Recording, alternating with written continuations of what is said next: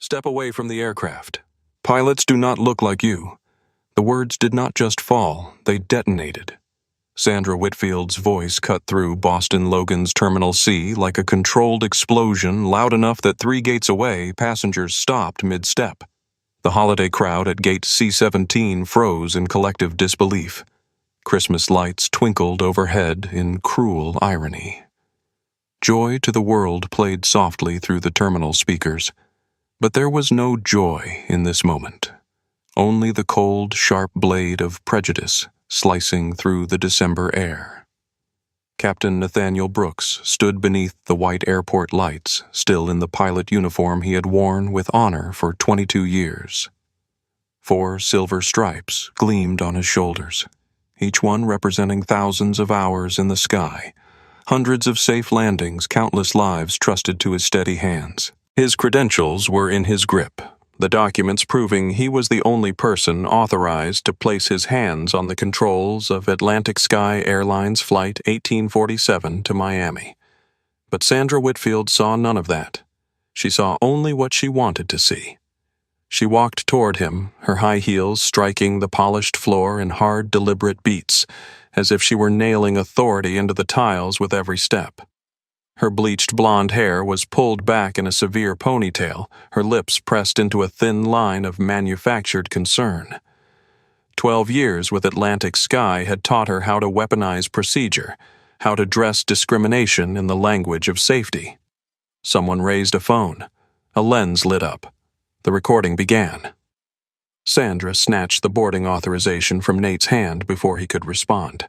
She held the document between 2 fingers, examining it with exaggerated suspicion, as though it might contaminate her with its very existence. Her nose wrinkled. Her eyes narrowed to slits. "These documents do not match our system records," she declared loud enough for the entire gate area to hear. "I am calling security." Nate's response came measured and calm, each word placed with the precision of a man who had learned long ago that volume was the enemy of authority. "Check again. Captain Nathaniel Brooks, Flight 1847 to Miami. I filed the flight plan 4 hours ago." Sandra's lips curled into something that might have been a smile on someone with warmth in their heart. On her, it was a sneer dressed in professionalism. "Anyone can print a fake badge. I have seen this before. People like you think you can just walk into any space and claim it belongs to you. People like you." The words hung in the air like smoke from a fire just beginning to burn. Then it happened. The moment that would change everything. Sandra gripped the boarding authorization with both hands, and with one sharp motion she tore it clean in half. The pieces fluttered down onto Nate's polished shoes like a choreographed act of humiliation. Like confetti at a funeral for dignity. The sound of tearing paper cut through the terminal sharper than any scream. A gasp rippled through the gathered passengers. Holiday music continued playing a cruel soundtrack to cruelty. Silent Night had never sounded so loud. Security. Sandra's voice rang out like a fire alarm. "We have an unauthorized individual attempting to access the aircraft. I need security at gate C-17. Immediately, Nate looked down at the torn documents at his feet. 22 years of service, 14,200 flight hours, decorations from the United States Air Force, lives saved during storms that would have terrified lesser pilots. All of it reduced to paper scraps on an airport floor 3 days before Christmas. A hot rush ran along his spine. Not anger familiarity. The feeling of a black man who had learned to stand upright in a world constantly trying to break him. He had felt this before. He would feel it again, but he would never, ever break. Nate said nothing. He only looked at Sandra, his eyes calm like the ocean before a storm.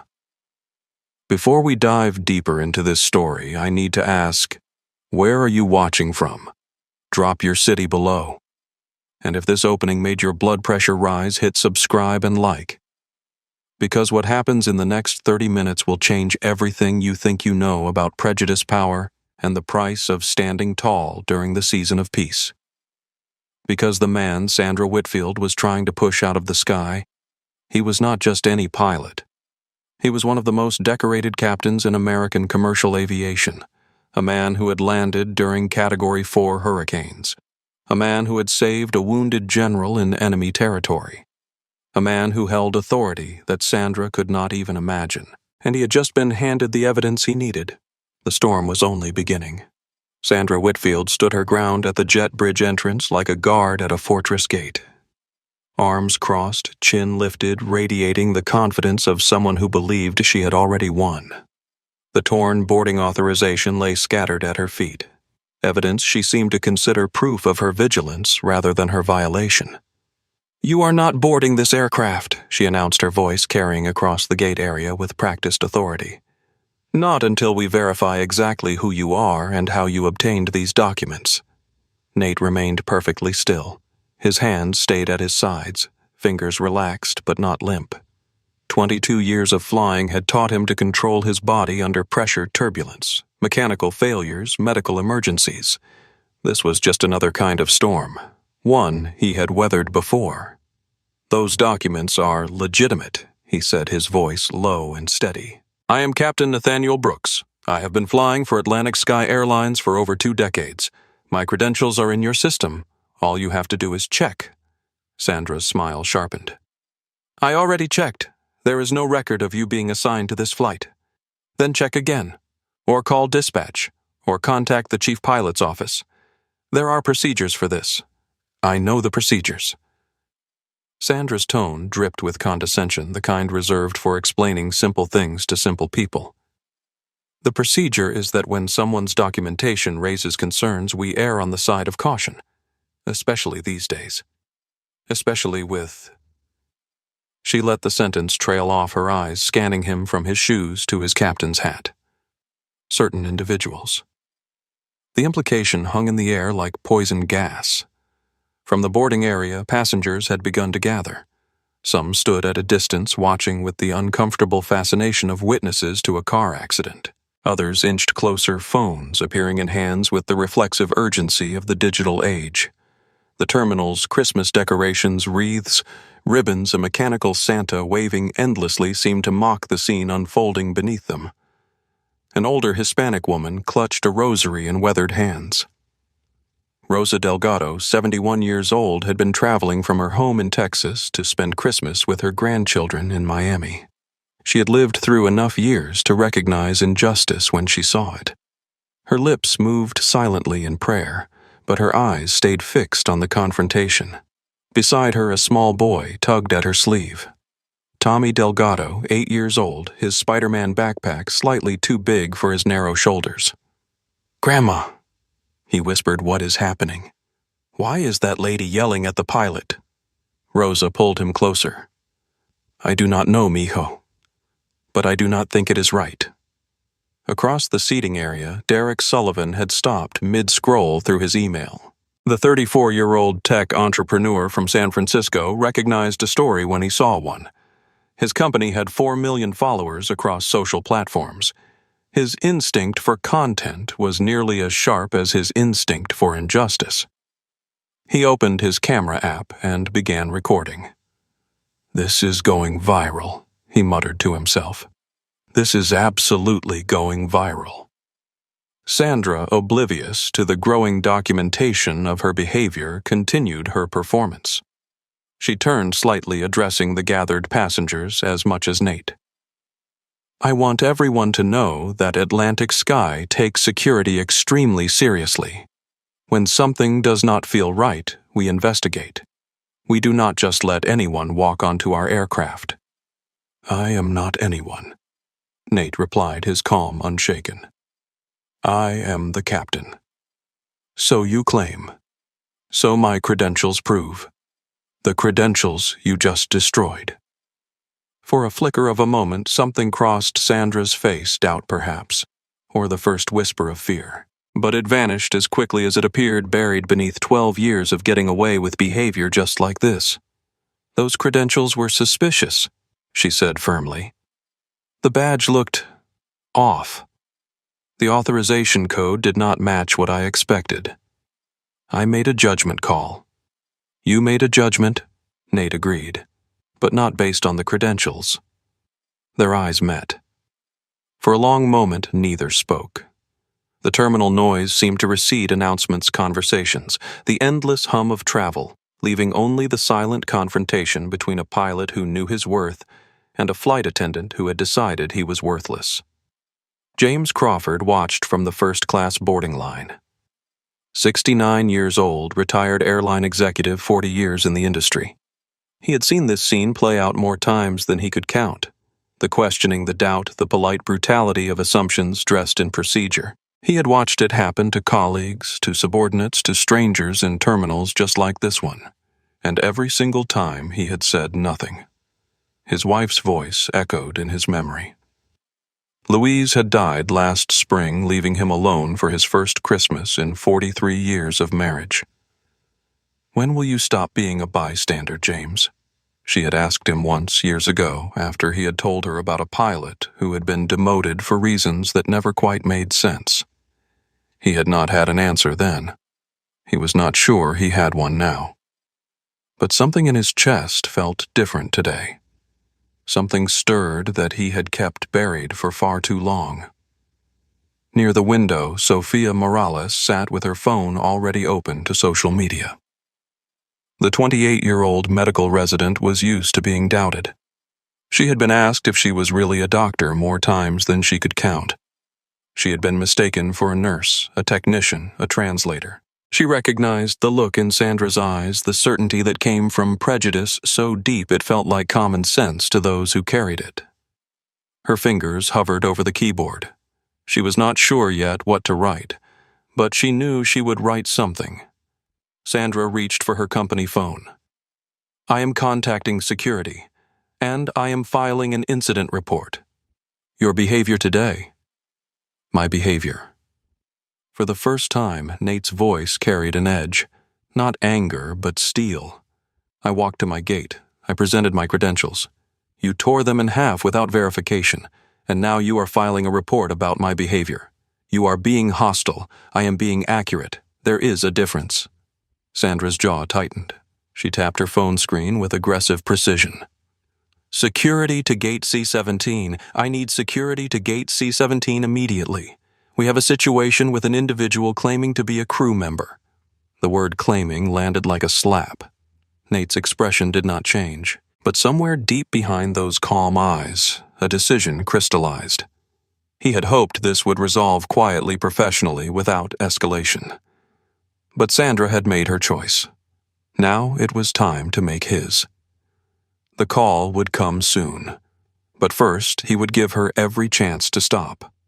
Every opportunity to reconsider, every moment to recognize what she was about to destroy. Not because he was weak, because he was patient. And patience, he had learned, was its own form of power. They came from two directions. 3 security officers converging on Gate C-17 with the urgent efficiency of men responding to a genuine threat. Black shoes, black gloves, hands resting near equipment on their belts. Their eyes assessed the scene in rapid snapshots. A black man in a pilot uniform, a white woman in flight attendant dress, visibly distressed. Torn documents scattered on the floor. The equation was simple. The equation was wrong. But they had been taught to solve it quickly. "Sir," the lead officer's voice was rigid as steel. "I am going to need you to step aside. Hands where we can see them. No questions. No verification, no attempt to understand what had actually happened, just the immediate assumption of guilt wrapped in the language of procedure." Nate raised his hands slowly. He had learned long ago that sudden movements in situations like this could become headlines in 30 seconds. Every gesture measured, every breath controlled. The calm of a man who understood exactly what he was dealing with and exactly what it could cost him if he gave them what they expected. "Officers," he said evenly, "I am Captain Nathaniel Brooks. I am scheduled to fly Flight 1847 to Miami this afternoon. My credentials were torn by this flight attendant before she verified them." "He is lying." Sandra's voice cut in sharp and quick. "He showed up at the gate with suspicious documents. When I questioned them, he became hostile. I felt threatened for my safety and the safety of the aircraft." One of the officers, younger, eager, the kind who wanted to prove himself, stepped closer to Nate. "Sir, we are going to need you to come with us.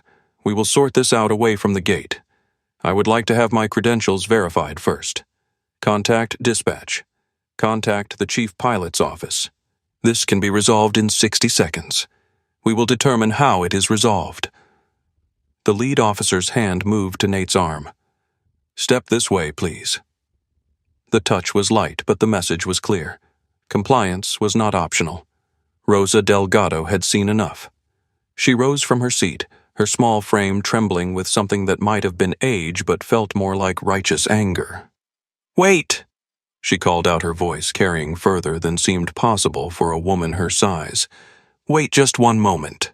The officers turned. Sandra's eyes narrowed with annoyance. I saw everything. Rosa continued making her way toward them with Tommy's hand clutched tightly in hers. That man showed his credentials. She tore them before she even looked at them properly, before she checked anything. I watched it happen. "Ma'am, please return to your seat." The lead officer's tone was dismissive, a verbal pat on the head. "This is an airline security matter. It is a human dignity matter." Rosa's chin lifted. "And I will not be silent while you treat a pilot like a criminal for the crime of existing." Tommy looked up at his grandmother with wide eyes. He did not fully understand what was happening, but he understood her tone. He had never heard her speak like this before. Then his gaze shifted to Nate, to the uniform, to the wings on his chest, to the hands raised in compliance with demands that did not deserve to be made. Grandma Tommy said, his voice small but clear in the sudden quiet. "Is that man a bad guy?" The question cut through the terminal like a blade. Is that man a bad guy? The innocence of it, the simplicity.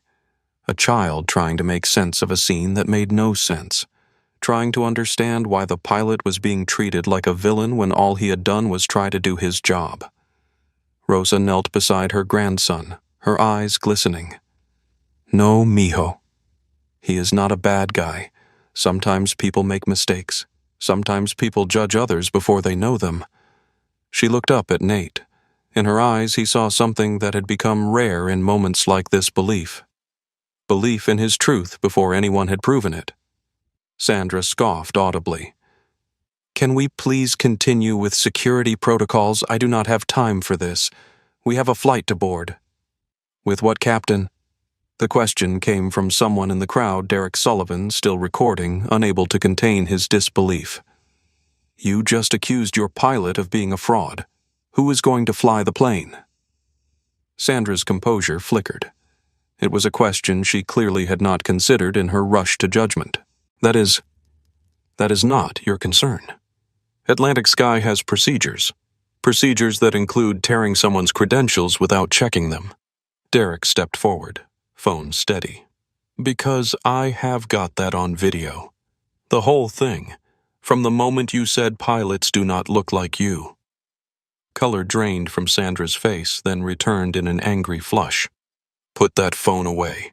You cannot record airline personnel without consent. We are in a public terminal. And you just publicly accused a man of fraud." Derek did not lower the phone. "I think the public has a right to know about this," the crowd murmured. The officers exchanged uncertain glances. This was not unfolding the way routine security situations unfolded. There were too many witnesses, too many cameras, too many variables. Nate lowered his hands slowly, carefully, watching for any sign of escalation from the officers. "I will cooperate with whatever process you need," he said. "But I want it on record that I am who I say I am. And I want it on record that I have requested verification multiple times." The lead officer hesitated. Something in Nate's voice, the absolute certainty, the complete absence of desperation, gave him pause. But before he could respond, Sandra stepped forward with renewed aggression. "Record whatever you want. It will not change the facts. This man does not belong here, and I will not let him anywhere near that aircraft." Nate looked at her, really looked at her, and in that moment something shifted behind his eyes. The calm remained, but beneath it a decision had been made. It was time to make the call. What none of them knew, not Sandra, not the security officers, not even the witnesses who would later tell this story, was that Captain Nathaniel Brooks was not simply a pilot. He was a weapon. A weapon that America's aviation industry had unwittingly handed to the very people who would one day need to expose its deepest flaws. Nate had been born in Birmingham, Alabama in 1978, the son of Raymond Brooks, a carpenter who built churches with his bare hands, and Grace Brooks, a schoolteacher who taught her son that education was the door no one could close. They were working-class people in a working-class neighborhood, but they raised their son with a wealth that had nothing to do with money, dignity, discipline, and the unshakable belief that he could be anything he chose to be. At 17, Nate had watched the Blue Angels perform at an air show, their jets screaming across the sky in perfect formation. Something ignited in him that day, a calling that would define his entire life. He was not just going to fly, he was going to soar.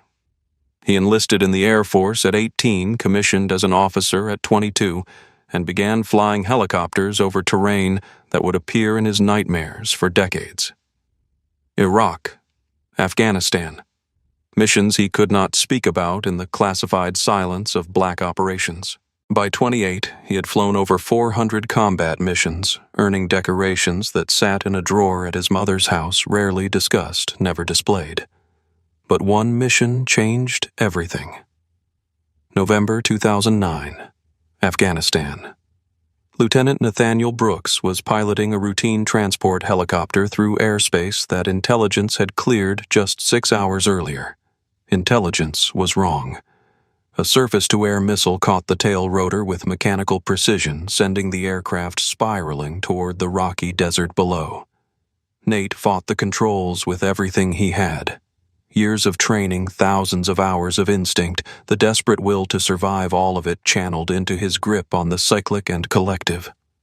He could feel the Black Hawk dying around him, feel the physics that wanted to turn them into a crater, feel death reaching for everyone on board. He would not let it have them. The auto-rotation was textbook, or would have been if textbooks covered auto-rotations performed while a tail rotor disintegrated and smoke poured into the cockpit.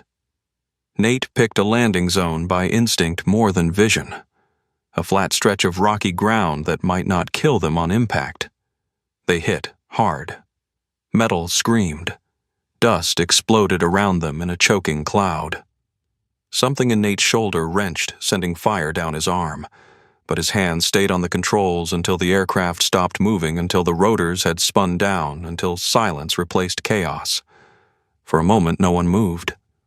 4 crew members, 1 general, 5 lives that should have ended in twisted metal and jet fuel fire. Then the moaning started.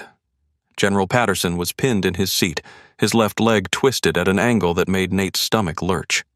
Blood was already pooling beneath him, arterial blood, the bright red kind that meant minutes, not hours. His face was gray with shock and pain, but his eyes found Nate's with the clarity of a man who understood exactly how bad things were. Lieutenant Patterson managed through gritted teeth. The radio Nate checked. Destroyed. The impact had shattered the communication array. They were cut off invisible 30 kilometers from the nearest friendly position, and according to his mental map, the nearest enemy patrol was approximately 15 minutes away. Co-pilot Lieutenant James Wheeler, his face cut by shattered glass, was already moving toward the rear of the aircraft. "We need to move. They will have seen us go down." Sergeant Carlos Mendez, the crew chief, was helping Specialist Amy Foster extract herself from her jump seat. Both were rattled but mobile. That left only the general. Nate knelt beside Patterson and assessed the injury with the quick efficiency of combat medical training. The leg was shattered, multiple fractures, blood loss significant, but not yet critical. With proper care, he would survive. Without it, he had maybe 2 hours. The problem was movement. Patterson was 200 pounds of wounded senior officer. Moving him would be agony for him and a massive burden for whoever carried him. Protocol said to stabilize him here and send the mobile crew for help. Protocol said that in situations like this, you saved the most people possible, which meant prioritizing those who could walk. Protocol said to leave him. Nate looked at the general, this man he had only read about in briefings. This mythology in uniform, who was now bleeding out in the wreckage of a helicopter Nate had failed to protect. Lieutenant Patterson said, reading Nate's face, "I am ordering you to get the crew to safety. Leave me. That is a direct order. With respect, sir, I am going to disobey that order." Nate stood and called to the others. "Wheeler, you have got point. Mendez and Foster cover our 6. We are moving east toward the extraction corridor. 3 miles. Wheeler's eyes went wide. 3 miles carrying the general. That is possible. Move out. Nate crouched and lifted Patterson onto his back in a fireman's carry. The general groaned a sound of pure agony that he tried to strangle into silence. 200 pounds of wounded authority settled onto Nate's shoulders, and he felt his muscles scream in protest. He started walking anyway. The terrain was brutal. Rocks that cut through boots, sand that sucked at every step, the sun rising to pour heat onto them like a punishment. Every step sent jolts of pain through Nate's wrenched shoulder, through his straining back, through legs that wanted to buckle and refused only because he refused to let them. Behind them, distant shouts suggested the enemy had found the crash site. The clock was running. Lieutenant Patterson whispered, his voice ragged. "You are going to get yourself killed. That is my choice to make, sir. It is not worth it. Not for one man." Nate adjusted his grip and kept walking. "Every man is worth it, General. Every single one." The 3 miles took 97 minutes. 97 minutes of walking, sometimes stumbling, occasionally crawling when the terrain demanded it. 97 minutes of carrying a man who outranked him by light years through territory that wanted them dead toward a hope of rescue that grew thinner with every step. They reached the extraction corridor with 2 minutes to spare. The QRF found them there, 5 figures staggering out of the dust, one barely conscious, all alive. Against every odd, against every protocol, against every voice that whispered about acceptable losses and difficult choices. They were alive because Nate had refused to leave anyone behind. Patterson survived. 18 months of surgery and rehabilitation rebuilt his leg, if not perfectly. He walked with a cane for the rest of his life, a reminder of the day a young pilot had carried him out of hell. The general never forgot. A year after Nate transitioned to commercial aviation, a handwritten letter arrived at his home. The envelope bore no return address, but the handwriting inside was precise and military. "Lieutenant Brooks, I have followed your career with great interest. You have become exactly the pilot I knew you would be, not because of talent, though you have that, but because of character. You carry people.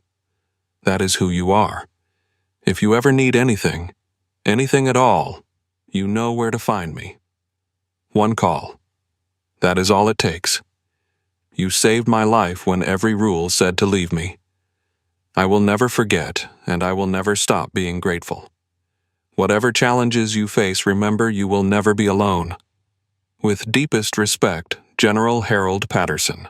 Nate had kept that letter in his flight bag ever since. Not for sentimentality, but for reminder. A reminder of what he was capable of. A reminder that integrity was not always rewarded immediately, but it was always remembered. Patterson now sat on the FAA Oversight Committee. His influence extended into corridors of power that Sandra Whitfield could not imagine. His gratitude had never faded. And when Nate had called Victor Reyes 15 minutes ago when Protocol Cardinal had been activated, one of the first people notified was a retired general who still walked with a cane and still remembered being carried through a desert.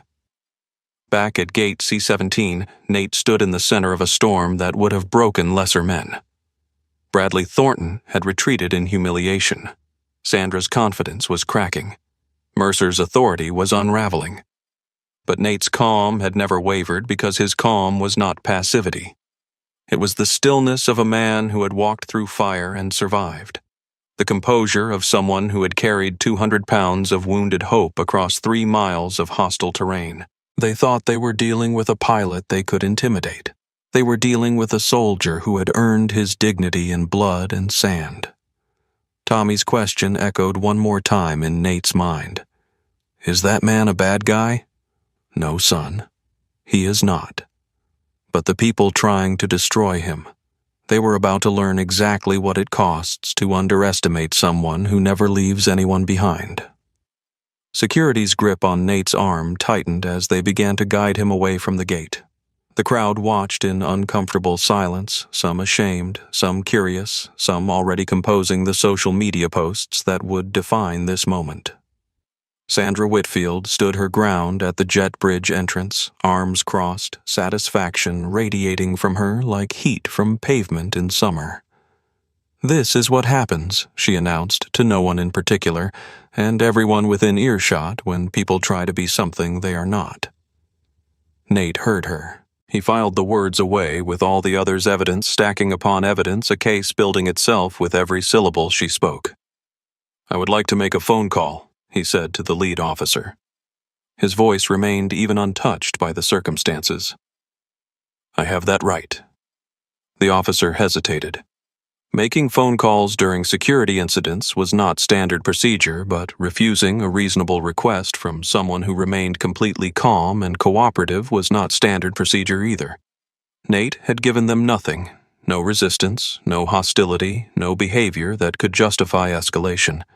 Make it quick, the officer said finally. Nate nodded.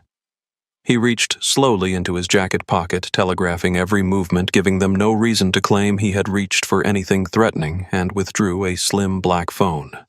Not his personal device. Something different. Something issued by an office most people did not know existed. He dialed a number he had memorized 2 years ago on the day he first agreed to become a witness to an industry's hidden failures. It rang once.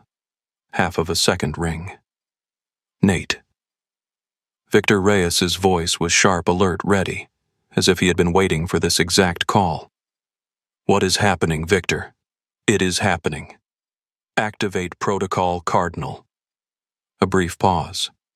The sound of fingers already moving across a keyboard. Location Boston Logan. Gate C-17. Atlantic Sky Airlines Flight 1947. Timeline: I am being escorted by security now. No verification of my credentials. Flight attendant tore my authorization without checking it. The entire incident is recorded. Victor's voice dropped lower, harder. Are you safe? I am cooperating fully. No incidents. Good. Stay that way. The keyboard sounds intensified. FAA notified. Recording sealed under Federal Aviation Regulation 14 CFR 13.226. Liaison from the DOT Task Force is being contacted now. I am dispatching someone from my firm to Logan. Timeline 20 minutes. Maybe 15. Nate allowed himself a breath. I can hold for 15. Nate. Victor's voice carried something beyond professional urgency, the concern of a friend, the solidarity of a fellow veteran. Whatever happens in the next few minutes, you have already won. The evidence is secured. They just do not know it yet. I know, but I want them to see it happen. They will. Everyone will. A pause. Stand tall, brother. Always. Nate ended the call and slipped the phone back into his pocket. Sandra, who had watched the exchange with growing suspicion, let out a sharp laugh. Calling your lawyer, that is your plan. Let me tell you something, lawyers do not scare this airline. We have entire floors of lawyers. Whatever ambulance chaser you have got on speed dial, we will bury them in paperwork before they file a single motion. Nate turned to look at her. Really look at her for the first time. He took in the pressed uniform, the perfect hair, the confidence built on foundations she could not see crumbling beneath her feet. I was not calling a lawyer, he said simply. Something in his tone, the absolute certainty, the complete absence of fear, made Sandra's smirk falter. Just for a moment. Just enough to reveal the first crack in her manufactured authority. Then who she demanded. Nate did not answer. He simply turned back to the security officers. Hand's visible posture relaxed the picture of cooperation. But in the watching crowd, something shifted. Derek Sullivan had captured the entire phone call on video. Not the words, but the body language. The calm. The control. The unmistakable sense that they were all witnessing a turning point they did not yet understand. "He has got something," Derek murmured to himself, still recording. "That guy has got something, and she has no idea what is coming." Rosa crossed herself and squeezed Tommy's hand. James Crawford, who had watched the powerful protect each other for 4 decades, felt something unfamiliar in his chest. Something that felt dangerously like hope. And 15 minutes away, resources were mobilizing that would reduce Sandra Whitfield's entire world to rubble. The storm had been given a name. Now it was time to make landfall. First Officer Ryan Mitchell was reviewing the pre-flight checklist in the crew lounge when his phone buzzed. A text from Atlantic Sky Dispatch. "Delay on 1847. Security situation at gate. Report immediately." Ryan frowned. Security situations at gates usually meant unruly passengers or weather complications causing crowd management issues, but something about the terse phrasing made his stomach tighten. He gathered his flight bag and walked quickly through the terminal, weaving through holiday travelers with their wrapped packages and their anticipatory smiles. December 22nd, 3 days until Christmas. Everyone was trying to get somewhere to be with someone, and Ryan's job was to get them there safely, a responsibility he never took lightly. What he saw when he arrived at Gate C-17 stopped him cold. Captain Nathaniel Brooks, the captain he had briefed with just 2 hours ago. The man he had looked up to since his first days at Atlantic Sky. The pilot whose reputation had inspired Ryan to pursue aviation in the first place was surrounded by security officers. Hands visible. Posture compliant. The very image of dignity under assault. And standing behind security arms crossed with an expression of smug satisfaction was Sandra Whitfield. Ryan knew Sandra. Everyone in the Atlantic Sky crew network knew Sandra. Not because she was exemplary, but because she was dangerous. Complaints followed her like shadows, whispered concerns about her treatment of certain crew members, certain passengers, certain pilots. Nothing ever stuck. Someone high up always made the complaints disappear, but Ryan had never seen her in action. Until now. He pushed through the gathered crowd, his first officer wings catching the light as he moved. What exactly is happening here? Sandra turned, her expression shifting from satisfaction to annoyance at the interruption. First Officer Mitchell, this does not concern you. We have a security situation. That man is my captain. Ryan's voice carried more force than he usually allowed. Whatever is happening absolutely concerns me. This man, Sandra emphasized the word with disdain, claims to be assigned to Flight 1847. His documentation was suspicious. I reported it. Suspicious how the badges, the authorization codes, everything felt off. I have an instinct for these things. Ryan looked at Nate. 22 years of service, 14,200 flight hours.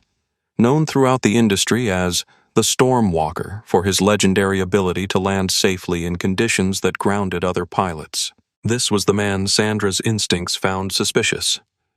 Captain Brooks Ryan said, stepping closer to his commanding officer. I performed pre-flight briefing with you at 1100 hours. I watched you file the flight plan. I have your documentation in my records. Nate nodded slightly. I know. I was there. Ryan turned to the security officers. Officers, this man is exactly who he says he is. I can verify his identity, his credentials, and his assignment to this flight. The lead officer looked uncertain. Conflicting testimony from airline personnel was not something they encountered often. Miss Whitfield has filed a report. I am filing a counter-report. Ryan pulled out his own phone. Right now, Captain Nathaniel Brooks is the assigned commander of Atlantic Sky Flight 1847. His credentials are legitimate. Any suggestion otherwise is factually incorrect. Sandra's face flushed red. You are making a serious mistake, Mitchell. Taking sides against documented concerns could have consequences for your career. And false accusations against a decorated captain could have consequences for yours. The words hung in the air heavy and sharp. Around them, the crowd had grown larger. More phones had appeared. The situation that Sandra had clearly intended to handle quietly was rapidly becoming public spectacle.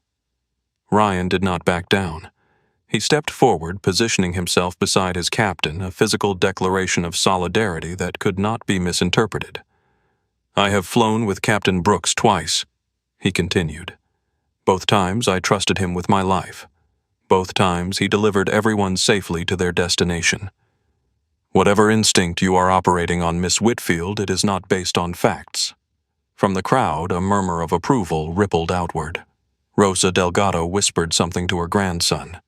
Derek Sullivan zoomed his camera in on Ryan's face, the young pilot who had just risked his career for his captain. Sofia Morales was already typing. First officer just stood by his captain. This is what allyship looks like. #Gate C-17. Sandra's composure was cracking. The situation was slipping beyond her control, and she could feel it. Regional Operations has been notified, she said, her voice rising. My supervisor is on his way. He will clarify exactly who has authority here. I look forward to that clarification. Ryan's tone was ice. Because I am confident it will confirm what I already know. Captain Brooks is our pilot, his credentials are valid, and this entire incident should never have happened. Sandra opened her mouth to respond, but no words came. For the first time since she had torn those documents, she looked uncertain. Nate placed a hand on Ryan's shoulder. Thank you, First Officer Mitchell. Your support is noted and appreciated. It is not support, sir. Ryan met his captain's eyes with steady conviction. It is the truth. The terminal around them continued its holiday bustle announcements calling flights. Children asking parents when they would arrive, the endless movement of people trying to get home.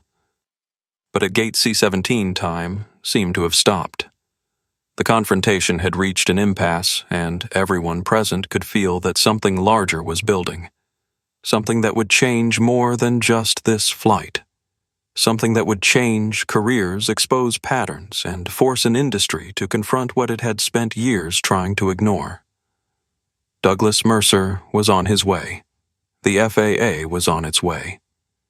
And the truth, that patient, powerful force that Sandra had tried to bury beneath prejudice and procedure, was closer than any of them knew. The black SUV pulled up to Terminal C's VIP entrance with the quiet arrogance of authority expecting to be obeyed. Before it had fully stopped, the rear door opened, and Douglas Mercer emerged, his Burberry overcoat flowing behind him like a cape, his silver hair sculpted with the precision of a man who considered appearance a weapon. Regional Operations Director, 54 years old, 3 decades with Atlantic Sky in positions of increasing power and decreasing accountability. Douglas Mercer was the kind of executive who had learned to speak in euphemisms to dress discrimination in the language of policy to protect the company's interests while protecting himself even more carefully. He had received Sandra's call 12 minutes ago. The message had been simple situation at Gate C-17, captain's credentials questioned security involved. Between the lines, he had heard what she really meant. Another one of those pilots causing problems, another fire that needed to be quietly extinguished. He had done this before, 3 times by his precise recollection. Each time the complaints had vanished. Each time the pilot had moved on, demoted, transferred, or simply broken by the weight of fighting against structures designed to exhaust them into silence. This time would be no different. Mercer strode through the terminal with the confidence of a man walking into a room he believed he already controlled. Security parted for him instinctively. Passengers glanced up at the figure radiating executive authority. Someone whispered, "Who is that?" When he arrived at Gate C-17, he took in the scene with practiced assessment. His flight attendant standing firm security maintaining perimeter, the pilot surrounded but not yet removed. Good. Containable. The presence of witnesses was suboptimal, but witnesses could be managed. What he did not register, what his experience had never taught him to notice, was the number of phones pointed in his direction. The quiet documentation that had been building since Sandra first tore those credentials. The evidence accumulating like water behind a dam. Captain Brooks. Mercer's voice was silk over steel, smooth surface hardcore. I understand there has been some concern about your documentation today. Nate met his gaze without flinching. There has been no concern about my documentation. My documentation is valid. What there has been is an accusation made without verification, credentials destroyed without cause, and security called without basis. Mercer's smile did not reach his eyes. I am sure there has been a misunderstanding. Miss Whitfield is one of our most experienced crew members. If she raised concerns, she had reasons. Her reason was that pilots do not look like me. Those were her exact words. I am certain that is a mischaracterization. It is on video. Ryan stepped forward, still standing beside his captain. I can have it sent to your email in 30 seconds. Mercer's expression flickered, barely perceptible, quickly controlled. He had not known about the video. That was a variable he would need to address. First Officer Mitchell. He said, his tone shifting to something that might have been interpreted as fatherly concern, but carried an unmistakable edge. You should be careful. Taking sides in internal matters can have implications. I am not taking sides in an internal matter. I am confirming facts. Captain Brooks is our assigned commander. His credentials are legitimate. Those are facts, not sides. Sandra pushed forward, emboldened by Mercer's presence. Mr. Mercer, this man's documentation did not match what I expected. The authorization codes looked wrong. His badge felt suspicious. I followed my instincts to protect the aircraft. Your instincts, Nate repeated. Based on what exactly? Sandra's mouth opened, then closed. The question had a clear answer, but she could not say it out loud. Not with cameras recording, not with witnesses watching. Mercer stepped smoothly into the silence. Perhaps we should discuss this in private. I am sure we can reach a resolution without unnecessary public attention. I prefer public attention. Nate's voice was calm but immovable. Public attention ensures accuracy. Public attention ensures accountability. If Atlantic Sky's procedures are as sound as you believe them to be, public attention should not concern you. For a long moment, Mercer simply looked at him, assessed him, tried to categorize him the way he had categorized dozens of others over the years. Troublemakers, malcontents, pilots who did not understand how the industry really worked. But something in Nate's eyes resisted categorization. The absolute calm. The complete absence of desperation. The certainty of a man who was not fighting for recognition but something far more dangerous, justice. Captain Brooks Mercer said finally, I want to be clear about the situation. Miss Whitfield has raised concerns about your fitness to fly today. Fitness. I was fine until she tore my credentials. She has documented erratic behavior, hostility toward crew, refusal to comply with security procedures. Ryan's incredulity burst out. That is impossible. I was with him this morning. None of that happened. Mercer raised a hand, the gesture of a man accustomed to silencing inconvenient voices. First Officer Mitchell, your loyalty to your captain is admirable. But you should consider whether that loyalty is well placed before it damages your own career.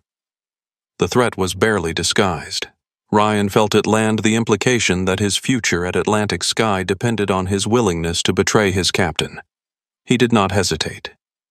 My loyalty is to the truth, and the truth is that Captain Brooks has done nothing wrong. The truth, Mercer repeated, his tone suggesting the word was quaint, outdated. Is that what we are discussing? Because I have a documented report? A report filed 25 minutes before any incident occurred. The voice came from the crowd, Derek Sullivan still recording, unable to stay silent. I saw the timestamp on her tablet. She wrote that complaint before anything happened, before he even arrived at the gate. Mercer turned slowly toward the interruption. I am sorry, who are you, Derek Sullivan? Tech entrepreneur, founder of Sullivan Media Group. He held up his phone. And the person who has been recording everything since your flight attendant said pilots do not look like you. Want to see the footage? For the first time, genuine concern crossed Mercer's face. Pre-written reports, video evidence, public witnesses. This was not the controllable situation he had walked into expecting to manage. Sandra's face had gone pale. She had not known about the timestamp issue, or more precisely, she had not thought anyone would notice. The report had been prepared in advance, ready to deploy whenever the opportunity arose. It was how she and Mercer had handled situations before. A pattern, a method, a trap that had worked perfectly until now. I think Mercer said carefully, "We need to take this discussion to a more appropriate venue." "The administration wing has conference rooms, I think," Nate interrupted. "We wait exactly where we are. I made a phone call 15 minutes ago. The people I called should be arriving very soon." People. What people? Nate did not answer. He simply stood there, hands at his sides, posture relaxed, the picture of patient confidence. Mercer's eyes narrowed. Something about this was not adding up. This pilot was not behaving the way targets usually behaved. There was no desperation, no pleading, no attempts at negotiation. There was only that unshakable calm, the stillness of a man who knew something Mercer did not. For the first time in longer than he could remember, Douglas Mercer felt the cold touch of uncertainty. The balance of power which had always tilted so reliably in his direction was beginning to shift. He just did not know how far it would tip before it crushed everything he had built. Rosa Delgado had lived through 71 years of watching injustice pass unchallenged. Growing up in Texas, she had learned young that speaking up came with costs her family often could not afford. But she had also learned through teaching 42 years of elementary school that silence was its own kind of violence. Every time you did not speak, you taught someone that their suffering did not matter. Today at Gate C-17, surrounded by holiday travelers and Christmas decorations, she decided that 71 years of silence was enough.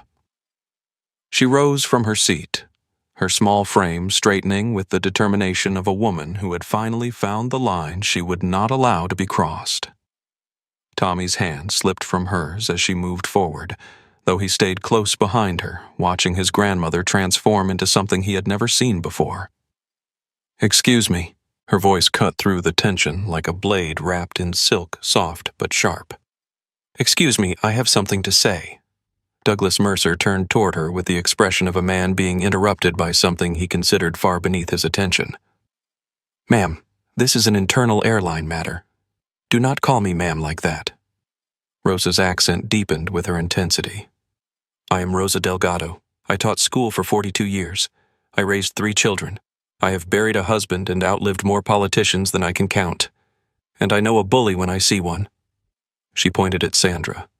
"I watched this woman tear that man's credentials before she checked anything. I watched her call security before he said a word that could be called hostile. I watched her file a report on a tablet when nothing had happened yet." Her finger swung to Mercer. "And I watched you walk in here like you owned the truth itself, threatening a young man for defending his captain. Mrs. Delgado, miss, my husband is dead. I do not need his name for authority anymore." Rosa stepped closer, her eyes blazing. "I have been silent too many times in my life. When they told my students they would not amount to anything because of where they came from.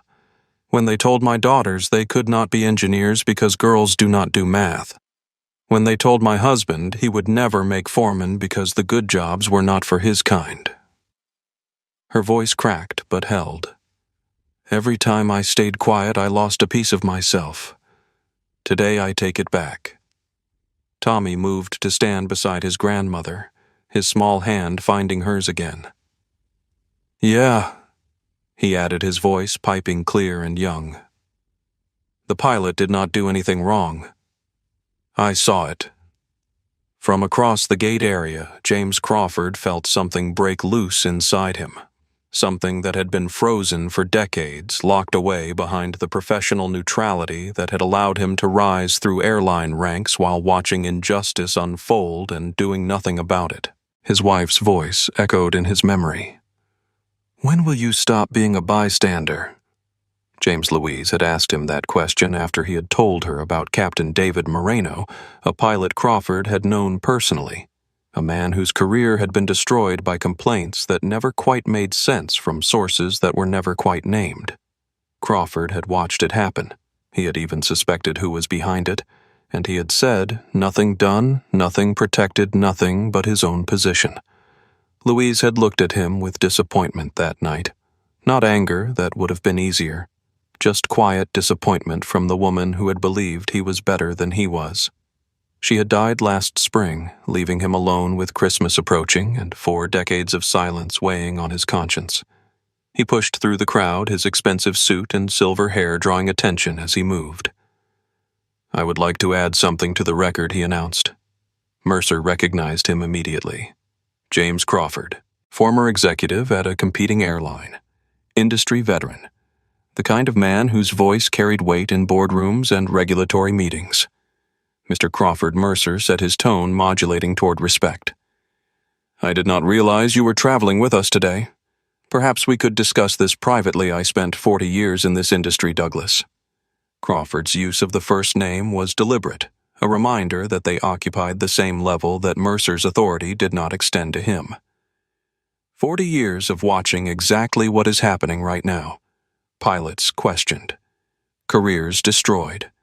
Complaints that appear from nowhere and disappear when convenient. He turned to face the crowd. I stayed silent every single time. I told myself it was not my place, was not my business, was not my fight. I let good people get ground up by a machine I helped maintain through my silence. His gaze found Nate. "I am sorry. I am sorry to you. And I am sorry to everyone like you that I failed by staying quiet." He turned back to Mercer. "But I am done being a bystander.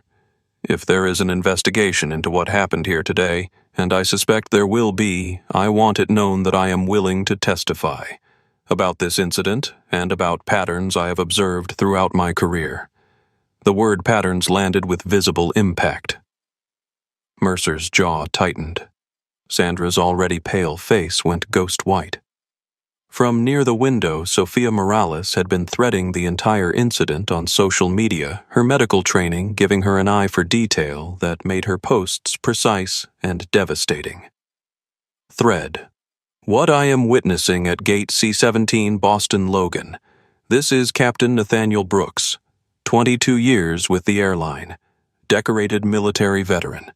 Being detained right now because a flight attendant did not trust his documents. She tore his credentials, before checking them, before calling dispatch, before any verification at all. His first officer confirmed his identity. She did not care. The regional director arrived and immediately started threatening people for defending him. And now, this is incredible. A retired airline executive just publicly apologized for a career of staying silent about discrimination he witnessed. In front of everyone, with cameras rolling. I am a medical resident. I have been asked if I am really a doctor more times than I can count. I know this feeling. I know this pattern. But I have never seen anything like what is happening here. Hashtag Gate C-17. Hashtag Justice for Captain Brooks." The thread was being retweeted faster than Sophia could track. Aviation accounts were picking it up. News outlets were starting to pay attention. The hashtag Gate C-17 began climbing regional trending lists. Derek Sullivan, still recording, panned across the faces of the crowd. He captured Rosa standing firm with Tommy at her side. He captured James Crawford, distinguished and determined, publicly burning bridges he had spent decades building. He captured Sophia typing furiously, her thread becoming a real-time document of witness testimony. And he captured Nate standing in the center of it all, his calm, unbroken, his dignity intact. "This is history," Derek murmured to himself. "This is actual history happening in real time." Mercer looked at Sandra. She looked back at him, and for the first time he saw fear in her eyes. The situation had spiraled far beyond anything they had anticipated. Their method, the quiet complaints, the private resolutions, the patterns that no one ever connected, was being exposed in the most public way possible. Perhaps Mercer said his voice strained in ways it had never been during previous situations. We should wait for proper authorities to arrive before proceeding further. They are already on their way, Nate said. I told you that 15 minutes ago. What authorities? Who exactly did you call? Nate smiled, the first expression other than calm neutrality he had shown since the confrontation began. It was not a triumphant smile or a vindictive one. It was the smile of a man watching a trap close around people who had never imagined they could be caught. You will see soon enough. Through the terminal windows, 2 black SUVs were pulling up to the terminal entrance. Bradley Thornton had been watching the spectacle at gate C-17 with growing impatience. The 56-year-old private equity executive had a meeting in Miami, scheduled for 9 o'clock the following morning, a deal worth $40 million that required his physical presence. Every minute of delay was costing him money, or at least the opportunity for money, which to Bradley was the same thing. He had achieved his platinum status through ruthless accumulation of flight miles, treating airline loyalty programs the same way he treated everything else as systems to be exploited for maximum personal benefit. First-class upgrades, lounge access, priority boarding. These were the perks that separated people like him from the masses shuffling through economy. And now those masses were watching a pilot cause a scene, and no one was doing anything about it. Bradley adjusted his cashmere overcoat and stepped forward from the first-class boarding area. He had dealt with difficult situations before: hostile takeovers, union negotiations, regulatory challenges. This was nothing, just a matter of applying pressure in the right places. Douglas, he said, approaching Mercer with the easy familiarity of men who occupied similar social strata. I golf with your CEO. Robert and I were at Pebble Beach together last month. I am sure he would be interested to know how long this situation is taking to resolve. Mercer's demeanor shifted instantly, shoulders lowering slightly, chin dipping in an unconscious display of deference. Mr. Thornton, I apologize for the inconvenience. We are working to resolve this as quickly as possible. Then resolve it. Bradley gestured dismissively toward Nate. The gentleman clearly does not belong here. Get a real captain and let us get this flight in the air. Ryan Mitchell stepped forward, his professional composure tested by the casual cruelty of Bradley's words. He is a real captain, one of the best in the industry. Bradley's eyes slid over Ryan like he was evaluating a disappointing investment. I do not believe I was speaking to you. He turned back to Mercer. What is the hold-up security situations happen? Remove the problem and move on. Nate spoke for the first time since Bradley's arrival. I am not a problem. I am a pilot who showed up to do his job. Bradley turned to face him fully, and something ugly flashed across his features, the look of a man accustomed to people he considered beneath him staying silent in his presence. Let me be clear about something, Bradley said, his voice carrying the practiced condescension of boardrooms where he always held the power. I do not care about your credentials, your uniform, or whatever story you are trying to sell. I care about getting to Miami, and if that requires removing obstacles, I expect obstacles to be removed. I am not an obstacle. I am the captain of your flight. You are a delay, and delays cost money. Bradley reached into his jacket pocket and withdrew a business card. He did not hand it to Nate. That would have implied equality. Instead, he dropped it at Nate's feet, letting it flutter to the floor like discarded trash. When you are done playing dress-up, Bradley said, do not bother looking for work in any industry I touch. I have connections in aviation, hospitality, transportation. One word from me and doors close. Understand? Rosa Delgado's voice rang out. Did you just threaten that man in front of all these people? Bradley did not even glance in her direction. I am stating facts. Some people belong in certain positions. Others do not. It is not personal. It is just how the world works. It is how your world works. Rosa stepped forward, her small frame radiating fury. The rest of us are trying to build something better. Tommy tugged at her hand. Grandma, who is that mean man? Someone who has too much money and not enough humanity, mijo? Bradley's lip curled in annoyance at the interruption. He pulled a pen from his pocket, scribbled something on another business card, and held it up so Nate could see. Career advice, he said with a smirk. Consider it a gift. He dropped this card at Nate's feet as well. Rosa, moving faster than anyone expected, darted forward and picked it up. She read the words aloud, her voice carrying across the silent gate area. Maybe try bus driving. Better fit for your type. A collective gasp rippled through the crowd. The words hung in the air, naked prejudice stripped of its usual disguises displayed for everyone to witness. Derek's camera zoomed in on the card, capturing the handwriting. The words the evidence of what Bradley Thornton truly believed. Sophia was already typing. Platinum passenger just dropped a card at the captain's feet. Told him to try bus driving. Called it career advice.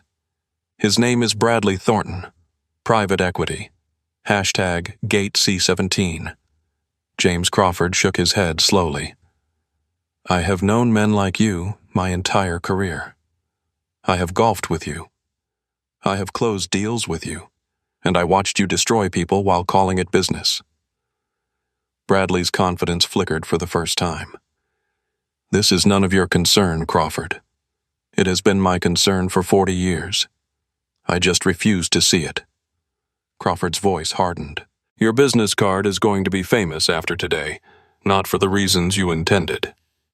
Nate bent slowly and picked up both cards from the floor. He examined them with the same methodical calm he had maintained throughout the entire confrontation. Thank you for this, he said to Bradley. Excuse me, this card, these words, better fit for your type. Nate tucked the cards carefully into his pocket. Evidence of intent is usually harder to obtain. You just handed it to me in your own handwriting. Bradley's face reddened. That is not, I did not mean. You meant exactly what you wrote. You always do. Men like you say things out loud that others think in silence because you believe your wealth protects you from consequences. Nate's eyes met Bradley's with unwavering steadiness. I have flown combat missions over Baghdad. I have landed planes in hurricanes. I have saved lives while men in expensive coats told me I did not belong.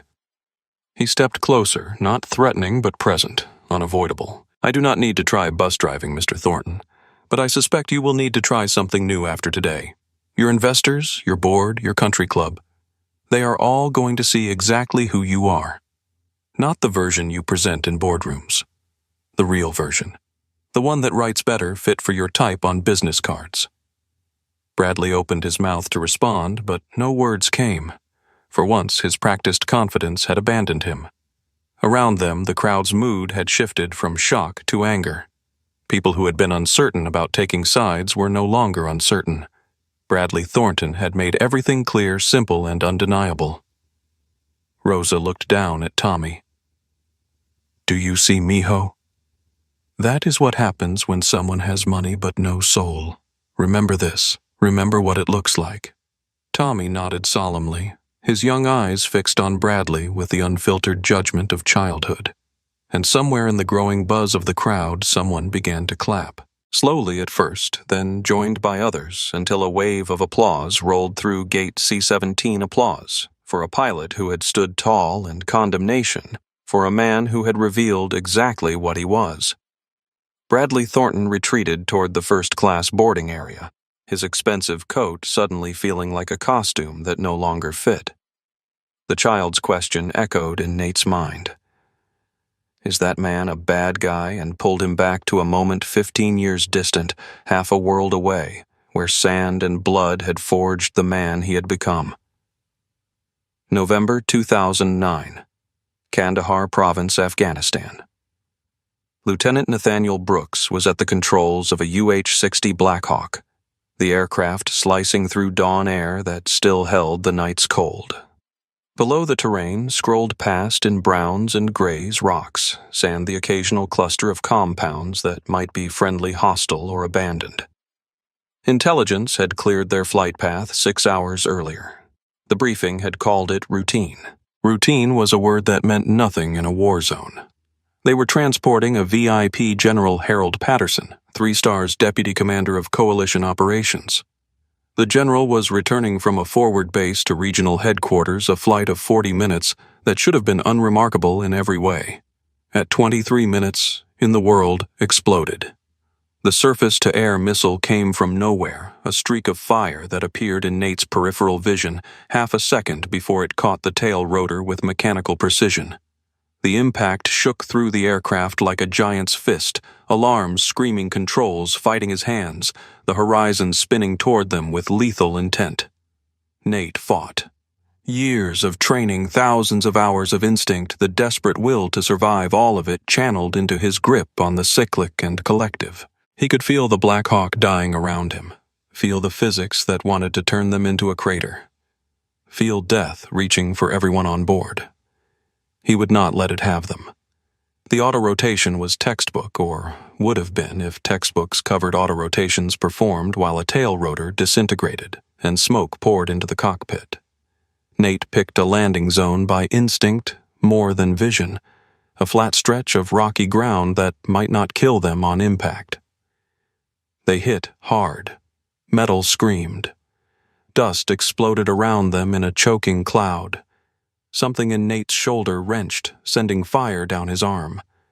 But his hands stayed on the controls until the aircraft stopped moving, until the rotors had spun down, until silence replaced chaos. For a moment, no one moved. 4 crew members. 1 general. 5 lives that should have ended in twisted metal and jet fuel fire. Then the moaning started. General Patterson was pinned in his seat. His left leg twisted at an angle that made Nate's stomach lurch. Blood was already pooling beneath him. Arterial blood, the bright red kind that meant minutes, not hours. His face was gray with shock and pain, but his eyes found Nate's with the clarity of a man who understood exactly how bad things were. Lieutenant Patterson managed through gritted teeth. The radio Nate checked. Destroyed. The impact had shattered the communication array. They were cut off invisible 30 kilometers from the nearest friendly position. And according to his mental map, the nearest enemy patrol was approximately 15 minutes away. Co-pilot Lieutenant James Wheeler, his face cut by shattered glass, was already moving toward the rear of the aircraft. "We need to move. They will have seen us go down." Sergeant Carlos Mendez, the crew chief, was helping Specialist Amy Foster extract herself from her jump seat. Both were rattled but mobile. That left only the general. Nate knelt beside Patterson and assessed the injury with the quick efficiency of combat medical training. The leg was shattered, multiple fractures, blood loss, significant but not yet critical. With proper care, he would survive. Without it, he had maybe 2 hours. The problem was movement. Patterson was 200 pounds of wounded senior officer. Moving him would be agony for him, and a massive burden for whoever carried him. Protocol said to stabilize him here and send the mobile crew for help. Protocol said that in situations like this, you saved the most people possible, which meant prioritizing those who could walk. Protocol said to leave him. Nate looked at the general, this man he had only read about in briefings, this mythology in uniform, who was now bleeding out in the wreckage of a helicopter Nate had failed to protect. Lieutenant Patterson said, reading Nate's face, "I am ordering you to get the crew to safety. Leave me." "That is a direct order. With respect, sir, I am going to disobey that order." Nate stood and called to the others. "Wheeler, you have got point. Mendez and Foster cover our 6. We are moving east toward the extraction corridor. 3 miles. Wheeler's eyes went wide. 3 miles carrying the general, that is possible. Move out. Nate crouched and lifted Patterson onto his back in a fireman's carry. The general groaned a sound of pure agony that he tried to strangle into silence. 200 pounds of wounded authority settled onto Nate's shoulders, and he felt his muscles scream in protest. He started walking anyway. The terrain was brutal, rocks that cut through boots, sand that sucked at every step, the sun rising to pour heat onto them like a punishment. Every step sent jolts of pain through Nate's wrenched shoulder, through his straining back, through legs that wanted to buckle and refused only because he refused to let them. Behind them, distant shouts suggested the enemy had found the crash site. The clock was running. Lieutenant Patterson whispered, his voice ragged. "You are going to get yourself killed. That is my choice to make, sir. It is not worth it, not for one man." Nate adjusted his grip and kept walking. "Every man is worth it, General. Every single one." The 3 miles took 97 minutes. 97 minutes of walking, sometimes stumbling, occasionally crawling when the terrain demanded it. 97 minutes of carrying a man who outranked him by light years through territory that wanted them dead, toward a hope of rescue that grew thinner with every step. They reached the extraction corridor with 2 minutes to spare. The QRF found them there, 5 figures staggering out of the dust, one barely conscious, all alive. Against every odd, against every protocol, against every voice that whispered about acceptable losses and difficult choices. They were alive because Nate had refused to leave anyone behind. Patterson survived. 18 months of surgery and rehabilitation rebuilt his leg, if not perfectly. He walked with a cane for the rest of his life, a reminder of the day a young pilot had carried him out of hell. The general never forgot. A year after Nate transitioned to commercial aviation, a handwritten letter arrived at his home. The envelope bore no return address, but the handwriting inside was precise and military. "Lieutenant Brooks, I have followed your career with great interest. You have become exactly the pilot I knew you would be, not because of talent, though you have that, but because of character. You carry people. That is who you are. If you ever need anything, anything at all, you know where to find me. One call. That is all it takes. You saved my life when every rule said to leave me. I will never forget, and I will never stop being grateful. Whatever challenges you face, remember you will never be alone. With deepest respect, General Harold Patterson." Nate had kept that letter in his flight bag ever since. Not for sentimentality, but for reminder. A reminder of what he was capable of. A reminder that integrity was not always rewarded immediately, but it was always remembered. Patterson now sat on the FAA Oversight Committee. His influence extended into corridors of power that Sandra Whitfield could not imagine. His gratitude had never faded. And when Nate had called Victor Reyes 15 minutes ago, when Protocol Cardinal had been activated, one of the first people notified was a retired general who still walked with a cane and still remembered being carried through a desert. Back at Gate C-17, Nate stood in the center of a storm that would have broken lesser men. Bradley Thornton had retreated in humiliation. Sandra's confidence was cracking. Mercer's authority was unraveling. But Nate's calm had never wavered, because his calm was not passivity. It was the stillness of a man who had walked through fire and survived. The composure of someone who had carried 200 pounds of wounded hope across 3 miles of hostile terrain. They thought they were dealing with a pilot they could intimidate. They were dealing with a soldier who had earned his dignity in blood and sand. Tommy's question echoed one more time in Nate's mind. Is that man a bad guy? No, son. He is not. But the people trying to destroy him. They were about to learn exactly what it costs to underestimate someone who never leaves anyone behind.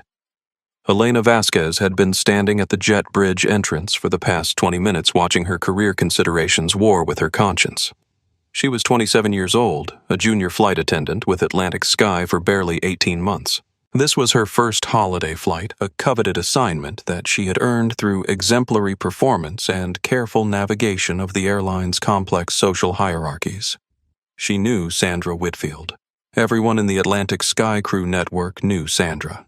The senior flight attendant had a reputation that traveled through whisper networks and cautious warnings: do not cross her, do not question her, Do not be on the wrong side of her when she decides someone does not belong. Elena had seen Sandra target people before. Small cruelties wrapped in procedural language complaints filed against crew members who made the mistake of challenging her or simply being the wrong person in the wrong place at the wrong time. But those incidents had been private, manageable, the kind of thing you learned to navigate if you wanted to survive. This was different. This was public. This was a captain in full uniform being humiliated in front of hundreds of people, and Elena had watched it happen from the beginning. She had seen Sandra tear those credentials without checking them. She had seen the timestamp on Sandra's tablet when she filed the report time-stamped before Captain Brooks had even arrived at the gate. She had heard the words that started it all, "Pilots do not look like you." And she had stayed silent. The silence was eating her alive. Her grandfather's face appeared in her memory. Manuel Vasquez, who had come to America from Guatemala with nothing but determination and an unshakable belief that hard work could build anything. He had worked 3 jobs simultaneously so that Elena's mother could attend college. He had endured indignities she could barely imagine, always with his head held high, always believing that the next generation would inherit a better world. "You stand for something, mija," he used to tell her. "Or you stand for nothing. There is no middle ground." He had died 2 years ago, and Elena had given the eulogy at his funeral, promising to honor his legacy by living with the same integrity he had modeled. She had not honored that promise today. "Elena." Sandra's sharp voice cut through her thoughts. "Stop daydreaming and get back in the cabin. This situation is being handled." Something shifted in Elena's chest. A decision crystallized. "No." The word came out before she could reconsider, before the calculations of career consequences could override the clarity of conscience. Sandra turned slowly, her expression frozen in disbelief. In 12 years at Atlantic Sky, subordinate crew members did not say no to her. They apologized. They complied. They survived by submission. "Excuse me." Elena stepped forward away from the jet bridge toward the confrontation she had been avoiding. Her voice trembled initially, but steadied as she found her words. "I saw everything, Sandra. I watched you tear his credentials before you verified anything. I saw you file the report before the incident even happened. I saw the timestamp on your tablet." Mercer's attention snapped to her. "Miss Vasquez, you should be very careful about making accusations. I am not making accusations. I am stating what I witnessed." Elena's voice grew stronger with each word. The captain arrived at the gate. He presented his credentials. Sandra took them, made a face like she was looking at something dirty, and tore them in half. No verification, no call to dispatch, no attempt to check the system. She looked at Nate for the first time since beginning to speak. "I am sorry, Captain. I should have said something immediately. I was afraid of what it would cost me." "What changed?" Nate asked quietly. Elena's eyes glistened. "I thought about my grandfather. He spent his whole life being treated like he did not belong. He never complained. He just worked harder." She turned back to face Sandra and Mercer. "He told me to stand for something or stand for nothing. I have been standing for nothing too long." Sandra's face contorted with fury. "You are throwing away your career for this. For a pilot you have never met. I am not throwing away anything. I am finally becoming the person I promised my grandfather I would be." Rosa, watching from the crowd, whispered to Tommy, "That is a brave girl, mijo. That is what courage looks like." Derek's camera captured Elena's face, the fear still visible but overcome by something stronger. Determination. Integrity. The decision to be better than circumstances demanded. Sophia added to her thread, junior flight attendant, just broke ranks. Confirmed the report was filed before the incident. Confirmed credentials were torn without verification. She is shaking, but she is standing. Hashtag Gate C17. James Crawford nodded slowly. "I wish I had had your courage 30 years ago," he said to Elena. I could have made a difference back then. You are making one now. Mercer's jaw tightened. His network of protection was crumbling. Sandra, Bradley, Elena's testimony, the witnesses, the cameras, every layer of control he had built over years was unraveling in minutes. Miss Vasquez, he said, his voice carrying an edge that was no longer quite smooth. You need to understand the consequences of what you are doing. I understand them perfectly. Elena lifted her chin. I might lose my job. I might get blacklisted. But I will be able to look at myself in the mirror tomorrow. Can you say the same? The question hung in the air, unanswered and unanswerable. Nate extended his hand toward Elena. Thank you, Miss Vasquez. Your grandfather would be proud. Elena shook his hand, and something in her expression settled the peace that comes from finally doing the right thing, whatever the cost. He would have done the same thing she said. He would have done it faster. Around them, the mood at Gate C-17 had shifted again. What had begun as a confrontation between a pilot and a flight attendant had become something larger, a moment when ordinary people found the courage to stand against ordinary injustice. And the forces mobilizing in response to Protocol Cardinal were now just minutes away.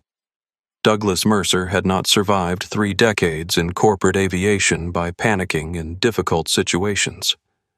He had survived by calculating angles, managing information, and ensuring that inconvenient truths never reached inconvenient places. But standing at Gate C-17, watching his carefully constructed arrangements of protection crumble, he felt something unfamiliar desperation. He pulled Sandra aside, his grip on her elbow harder than strictly necessary.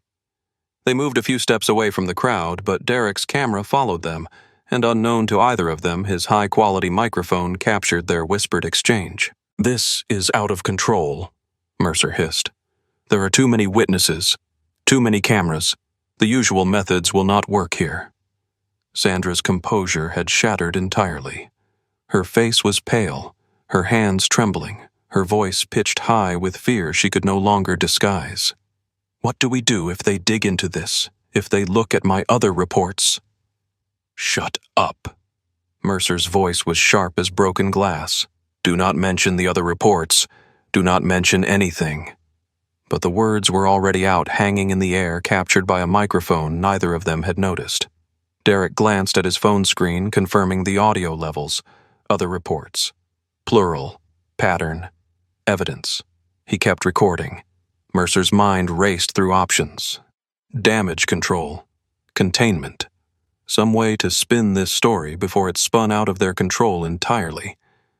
We need to file a secondary report, he said, his voice dropping even lower. Something that justifies your initial concern. Something that explains the predated timestamp as a precautionary measure. How everyone saw what happened. There is video. Video can be interpreted. Context can be manufactured.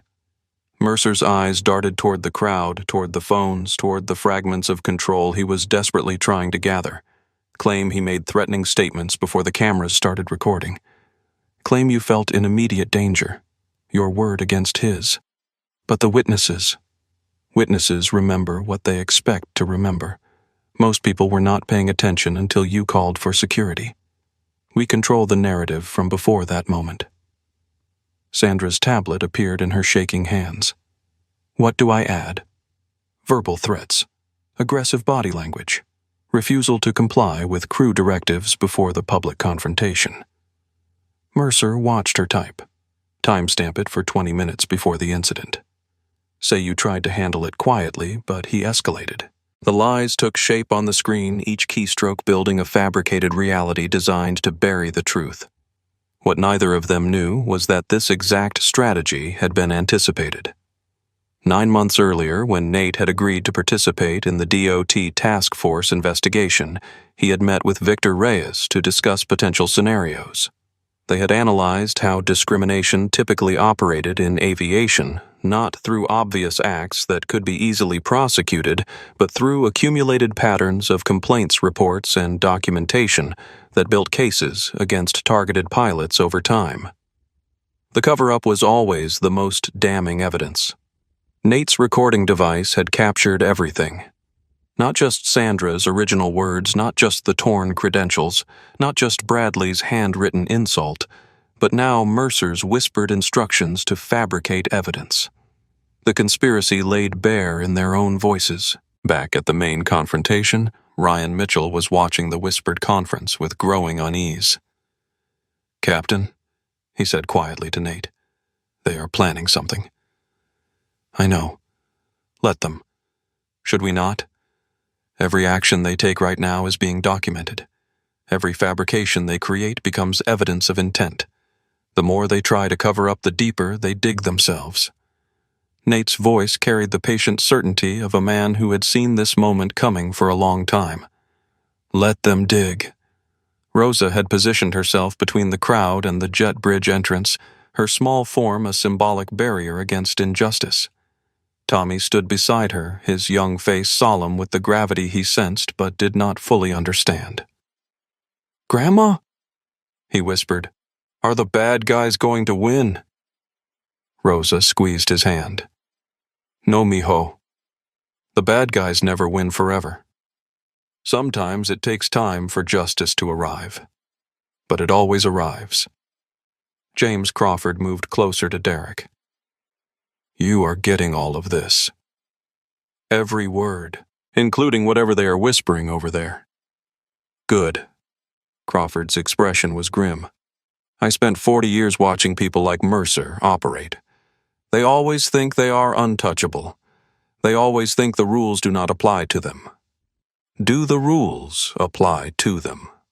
Crawford looked at Captain Brooks, standing calm in the center of chaos, dignified, despite everything thrown at him, and something shifted in his expression. "They are about to find out." Sandra returned from her conference with Mercer, her tablet clutched against her chest like a shield. Her face had hardened into something resembling determination, though it looked more like desperation wearing a mask. "I have updated my report," she announced. Her voice strained but loud, to include incidents that occurred before the public confrontation. Threatening statements, aggressive behavior, refusal to comply with crew member directives. Ryan's incredulity burst out. "That is a complete fabrication. I was with Captain Brooks for 3 hours this morning. Nothing like that happened." "Were you with him every second before he arrived at this gate?" Mercer's smooth voice cut in. "Do you know what interactions he may have had with crew members in other areas of the terminal?" "He was reviewing flight plans, checking weather data, doing his job." "So, you were not with him every second." The trap was elegant in its simplicity. Create doubt. Suggest possibilities. Let bureaucratic processes do the work of destruction. But Mercer had made one critical miscalculation he did not know about the recording device. He did not know that his whispered instructions to fabricate evidence had been captured with perfect clarity. He did not know that the federal officials now entering the terminal had been briefed on exactly this possibility. Captain Brooks Mercer said, turning toward Nate with the confidence of a man who believed he had regained control given the concerns that have been raised. "I am going to recommend that you be removed from this flight pending a full investigation. For the safety of the passengers and crew." Safety. Nate let the word hang in the air. "You are concerned about safety. Always. It is our highest priority. Then you should be very concerned about what happens next." Through the terminal windows, 3 figures in federal credentials were approaching the gate. Agent William Foster from the FAA led the group, his expression carrying the weight of authority that did not need volume to be heard. Mercer saw them. His face went pale. Because Nate continued. "The people I called are not lawyers, Mr. Mercer. They are not airline executives. They are not PR consultants who can help you manage a narrative." He nodded toward the approaching officials. "They are the people who investigate when the narrative is a crime." Sandra's tablet slipped from her fingers and clattered to the floor. The game had changed entirely, and for the first time, Douglas Mercer understood that no amount of calculation, no network of protection, no decades of accumulated power would save him from what was coming. The first video hit 1 million views, while Sandra's fabricated report was still loading on her tablet. Derek Sullivan's footage, 47 minutes of uncut documentation from the moment Sandra had said pilots do not look like you, had been uploaded to every major platform simultaneously. His tech company's infrastructure, normally used for product launches and marketing campaigns, had become a distribution network for witness testimony. The comments section exploded. Wait, is that the Nathaniel Brooks, the storm walker? The guy who landed during Hurricane Miranda when every other flight diverted. They messed with the wrong pilot. Did she actually tear his credentials on camera and then file a fake report? Atlantic Sky about to be Atlantic goodbye. I am platinum status with Atlantic Sky. Make that was platinum status. Booking my flights with competitors from now on. I know Captain Brooks. Flew with him twice. This man is one of the most respected pilots in the industry. He once talked a trainee through an emergency landing when her instructor froze. This is disgusting. The hashtag GateC17 began trending nationally at 4:23 p.m. Eastern Time. By 4:47, it was #1 in the United States. By 5:15, international news outlets were picking up the story. Sofia Morales' thread had reached its 32nd installment, Update 32. Federal officials have just arrived at the gate. FAA credentials visible. The regional operations director looks like he is going to be sick. The flight attendant dropped her tablet.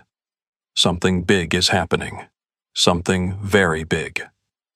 Captain Brooks has not moved, has not raised his voice, has not shown anything but perfect composure through this entire ordeal. That is what dignity looks like. Meanwhile, the passengers who witnessed everything are refusing to leave. They want to see how this ends. I want to see how this ends. We all want to see how this ends. Hashtag GateC17. Hashtag Justice for Captain Brooks. Hashtag Stand Tall. The thread was approaching 100,000 retweets. News aggregators had begun compiling the scattered posts into cohesive narratives. Television producers were scrambling to assemble packages for evening broadcasts. But it was the aviation community's response that carried the heaviest weight. Captain Mike Roberts, verified airline veteran with 34 years' experience, posted, "I have known Nate Brooks for 20 years. He is the pilot you want in the cockpit when everything goes wrong. If Atlantic Sky lets Sandra Whitfield and Douglas Mercer destroy his career, they will have destroyed their own integrity permanently." Black Pilots Network posted, "Captain Nathaniel Brooks represents everything we strive for. Excellence, dignity, perseverance." What is happening at Gate C17 is not an isolated incident. It is a pattern, and it is time for that pattern to end. An anonymous account called Flight Attendant Truth posted, "I worked with Sandra Whitfield for 2 years. This is not new. She did this before. To Captain David Moreno, to First Officer James Turner, to Captain William Reyes. She has been doing this for years, and Mercer has been protecting her. Finally, someone is catching them." The anonymous post triggered a cascade. Other aviation industry insiders began sharing their own experiences, not with Sandra specifically, but with the culture of quiet discrimination that her behavior represented. Stories emerged of pilots, questioned careers, derailed complaints filed, and then mysteriously buried. News outlets began reaching out for comment. CNN. "We are tracking a developing story at Boston Logan Airport, where a decorated pilot appears to have been detained based on accusations that witnesses are calling fraudulent. FAA officials are now on scene. More as this develops." The New York Times Captain Nathaniel Brooks, a 22-year aviation veteran and decorated Air Force pilot, was allegedly accused of presenting false credentials by a flight attendant who multiple witnesses say did not verify his documentation before destroying it. The incident is being called one of the most public examples of alleged discrimination in recent aviation history. Reuters federal authorities have arrived at Boston Logan International Airport amid viral videos showing a confrontation between airline staff and a black pilot. The airline's stock dropped 4% in after-hours trading following the initial video posts. Atlantic Sky's social media team was in full crisis mode. Their holiday campaign, Flying You Home for Christmas, was being buried under thousands of angry comments. You are flying discrimination home for Christmas. The only thing Atlantic Sky is delivering is racism. How about standing against our own pilots for Christmas? Their corporate account's most recent post, a cheerful image of wrapped presents beside an aircraft, had become the gathering point for outrage. 127,000 comments and counting. 45,000 quote tweets, mostly negative. Stock price down 6.3% and falling. Somewhere in a corporate office, executives were being pulled from holiday parties to manage a crisis that grew worse by the minute. Legal teams were being assembled. PR consultants were being contracted.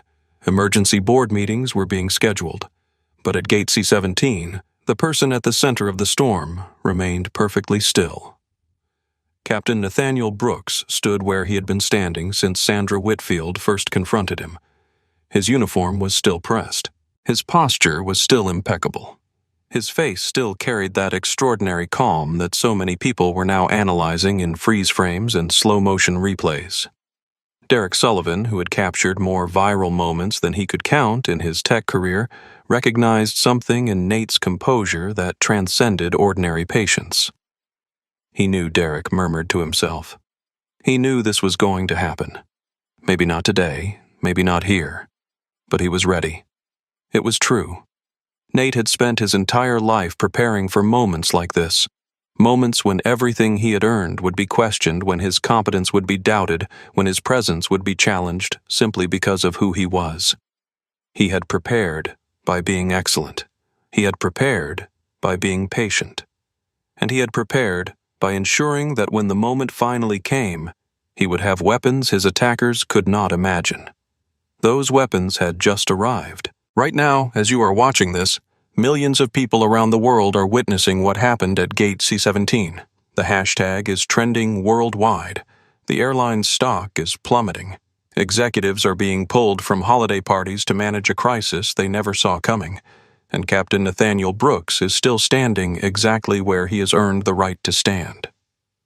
But here is what the people who tried to destroy him did not know. Nate Brooks is not just a pilot. He is a decorated Air Force veteran who flew combat missions over Iraq and Afghanistan. He is the man industry insiders call the Storm Walker for his legendary ability to land safely in conditions that ground other pilots. He is the man who carried a wounded general 3 miles through enemy territory in 2009 when every rule said to leave him behind. And he is connected to people in places that Sandra Whitfield and Douglas Mercer could not reach if they climbed their corporate ladders for 1,000 years. The call he made 15 minutes into this confrontation did not go to a lawyer. It did not go to a union representative. It went to a former JAG officer who runs a specialized practice in civil rights and aviation law, a man named Victor Reyes, who has been preparing for exactly this kind of case. Victor made calls of his own. One went to the FAA, one went to the Department of Transportation, and one went to a retired general who walks with a cane and has never forgotten the young pilot who refused to leave him behind in a desert that wanted them both dead. The cavalry has arrived.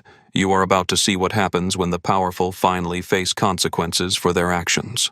But before we continue, I want you to think about something. How many times has this happened without cameras?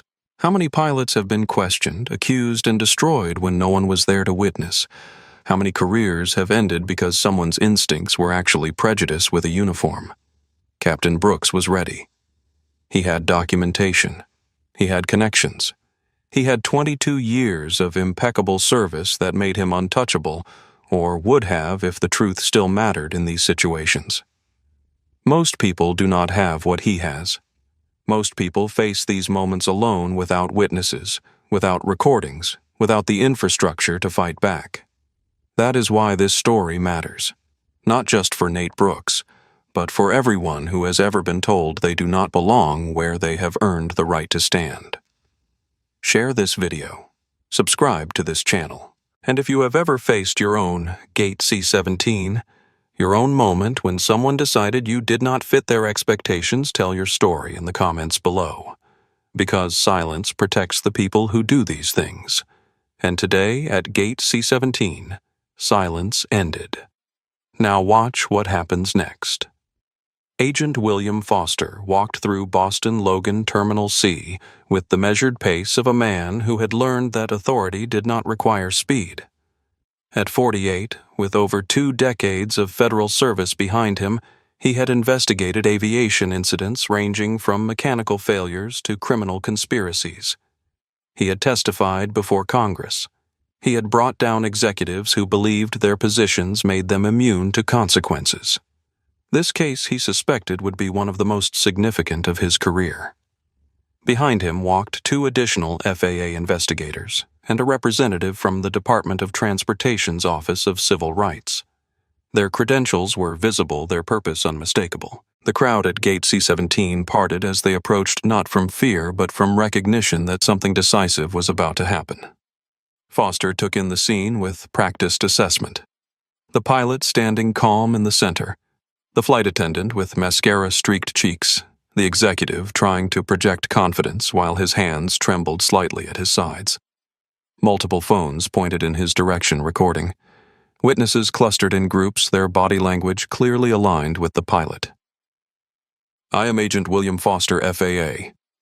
His voice carried without being raised the volume of someone accustomed to being heard. "This gate area is now under federal jurisdiction. Everyone involved in this incident will remain here for questioning." Douglas Mercer stepped forward, his executive reflexes defaulting to negotiation. "Agent Foster, I am sure we can resolve this through proper channels. These are the proper channels, Mr. Mercer." Foster's gaze did not waver. "You can cooperate or you can be detained. Your choice. I recommend cooperation." Something in Foster's tone, a cold certainty that carried the weight of authority Mercer could not match, stopped the executive's protest before it fully formed. Foster turned to Nate. "Captain Brooks, Agent Foster, I believe you have something for us." Nate nodded. He reached up to his captain's wings, the same wings Sandra had demanded he remove hours ago, and detached them carefully. From the back of the pin housing, he extracted a small device no larger than a button battery. "Everything since I entered the terminal.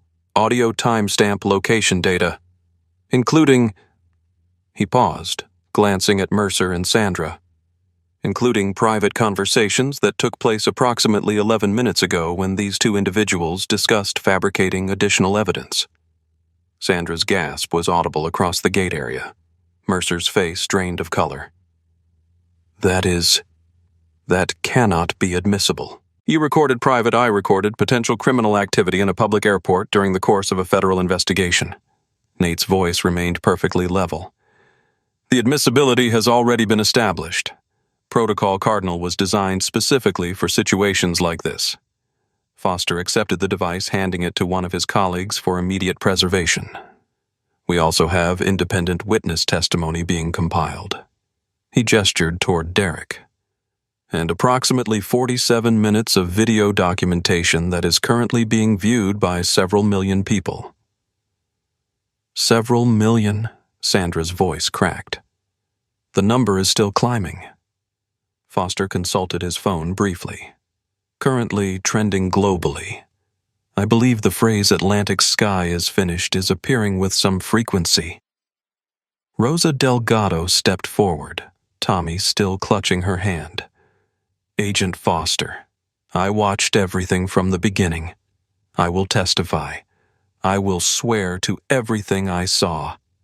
As will I." James Crawford moved beside her. "I am a retired airline executive. I know how these situations are usually handled, and I know what I witnessed today was not standard procedure. It was targeted discrimination." Elena Vasquez raised her hand slightly, her voice stronger than it had been during her initial confrontation. "I am a crew member. I saw the timestamp on the report Sandra filed. It was dated before any incident occurred. I saw her tear the captain's credentials without verification." Foster nodded, his investigators taking notes. Your statements will be recorded formally. I appreciate your willingness to come forward. He turned to Sandra Whitfield, and his tone shifted to something that made the air feel colder. Miss Whitfield, you filed a report accusing Captain Brooks of presenting fraudulent credentials, making threatening statements, and behaving aggressively toward crew members. I had concerns about your report was time-stamped at 2:47 p.m. Captain Brooks did not arrive at this gate until 3:12 p.m. Would you like to explain how you documented an incident 25 minutes before it occurred? Silence. I am also informed that the report was amended approximately 11 minutes ago to include additional allegations. Allegations that multiple witnesses describe as fabrications. Foster stepped closer. And I have audio evidence of a conversation between you and Mr. Mercer in which you were instructed to create those fabrications. Sandra's legs seemed to give way. She stumbled backward, catching herself on a nearby chair. Her face had gone from pale to gray, the color of someone watching their entire world collapse. I want a lawyer, she managed. You will have access to legal counsel. But first you are going to answer some questions. Foster's attention shifted to Mercer. As are you, Mr. Mercer. Mercer straightened, attempting to reassemble some version of executive dignity. I refuse to be interrogated in public. I have rights. You have the right to remain silent. You have the right to an attorney. You have the right to be informed of the charges against you. Foster's voice was steady, clinical. Currently, those potential charges include conspiracy to file false federal aviation reports, obstruction of a federal investigation, civil rights violations, and accessory to defamation. Shall I continue? The air had gone completely still. Even the ambient noise of the terminal seemed to have faded, as if the entire airport were holding its breath. Ryan Mitchell stood beside his captain, his face showing the awe of a young man watching something he would remember for the rest of his life. They actually did it, he whispered. They actually got caught. They always get caught. Eventually, Nate replied quietly. The question is whether anyone is there to document it when it happens. Derek Sullivan lowered his phone for the first time in nearly an hour. His footage was complete. The story had told itself. What remained was resolution, the part of the narrative that so many similar stories never reached. Foster issued instructions to his team: secure the evidence, begin formal witness interviews, coordinate with terminal security for holding areas. The machinery of federal investigation began to turn efficient and unstoppable. Then he turned back to Nate. Captain Brooks, based on the preliminary evidence, you will not be subject to any suspension or disciplinary action. Your credentials are confirmed valid. Your conduct throughout this incident has been exemplary. Nate nodded slightly. Thank you, Agent Foster. There is someone who wanted me to pass along a message. Foster's voice softened slightly. General Patterson sends his regards. He said to tell you that some debts can never be fully repaid, but watching that video reminded him of why he is still grateful every day. For the first time since the confrontation began, something shifted in Nate's expression. Not triumph, something closer to peace. The acknowledgement of a bond forged in blood and sand, still strong after all these years. Tell him, Nate said quietly, that we are even. We have always been even. Foster nodded. I will pass that along. Across the gate area, the crowd that had gathered witnesses, passengers, bystanders who had stopped to watch history unfold began to understand that what they had witnessed was not just a confrontation. It was a turning point. A moment when the usual script had been rewritten, when power had been held accountable, when dignity had prevailed. And it had happened 3 days before Christmas in a terminal decorated with lights and ribbons and the promise of peace on earth. Sometimes peace had to be fought for. Sometimes it arrived through courage. And sometimes it wore the wings of a pilot who refused to be broken. The click of authoritative heels announced her arrival before anyone saw her face. Captain Diana Lawson strode through the terminal with the bearing of a woman who had spent 28 years commanding aircraft and the people who flew them. At 52, she was Atlantic Sky's chief pilot, the highest-ranking flight officer in the company, answerable only to the CEO himself. She had been pulled from a holiday dinner with her family, briefed during the 20-minute drive to the airport, and shown the viral video that was currently destroying her airline's reputation in real time. Her first thought, how did we let this happen? Her second thought, how do we fix it? Her third thought, watching Sandra Whitfield's smug smile freeze-framed on her phone. Someone is going to pay for this. The crowd recognized her immediately. Her 4 stripes matching Nate's carried the weight of ultimate flight authority. Passengers who had been angry and confused suddenly felt something else, the presence of accountability arriving. Captain Brooks. Her voice carried the crispness of flight deck communication, no wasted words, maximum clarity. Captain Lawson. Their eyes met across the chaos of Gate C-17. 2 pilots.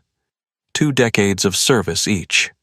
2 people who understood the weight of wings and the responsibility they represented. I have reviewed everything, Lawson continued. The flight data, the documentation, the footage that is currently playing on every news network in the country. She paused. Your credentials are valid. Your record is impeccable. You should be in a cockpit right now, not surrounded by security. I agree. Lawson turned to face Sandra Whitfield, or what remained of Sandra Whitfield's composure. The flight attendant stood between 2 federal investigators, her face a mask of barely controlled panic. Miss Whitfield, you are suspended immediately pending full investigation. Lawson's voice carried no emotion, only finality. You will surrender your badge, your company ID, and all airline-issued equipment before leaving this terminal. You cannot, Sandra started. I can, and I have. The CEO authorized my actions during my drive here. You may appeal through proper channels, but until this investigation is complete, you do not represent Atlantic Sky Airlines in any capacity. Sandra's mouth opened and closed, but no words emerged. Her world had narrowed to a single crushing reality. Everything she had built, everything she had gotten away with, everything she believed she could continue to do with impunity, all of it was ending in public humiliation. Lawson turned to Douglas Mercer. You too, Douglas. Diana, this is an overreaction. It is an appropriate reaction to what I have seen on video. It is an appropriate reaction to witness testimony describing coordinated discrimination. And it is an appropriate reaction to the federal investigation that is about to tear through your division's records for the past 10 years. Her eyes held his. How many pilots, Douglas? How many careers? How many people did you and Sandra destroy while the rest of us looked the other way? Mercer said nothing. For once, his executive smoothness had deserted him completely. I will tell you the number, Lawson continued, because I have been on the phone with investigators for the past 20 minutes. They are already pulling files. 3 confirmed. Possibly more. Captain David Moreno demoted after Sandra's complaint. No corroborating evidence ever found. First Officer James Turner terminated complaint originated from Sandra. Captain William Reyes forced into early retirement after documented patterns of complaints that all traced back to the same source. She stepped closer to Mercer, her voice dropping but still audible to the surrounding witnesses. You protected her every single time. You buried the complaints. You made the problems disappear. And you thought no one would ever connect the dots. I was managing situations. You were destroying people. There is a difference. Lawson turned back to the crowd, to Rosa, still holding Tommy's hand, to Derek, still recording to James Crawford, standing witness after 40 years of silence to Elena, who had risked everything to tell the truth. On behalf of Atlantic Sky Airlines, she said, her voice carrying across the gate area. I apologize for what you witnessed today. This behavior does not represent our values. It does not represent the thousands of employees who serve with integrity, and it will not be tolerated. She looked at Nate. "Captain Brooks, are you prepared to fly? I have been prepared since I arrived at this terminal. Then let us get these passengers to Miami." Lawson raised her voice.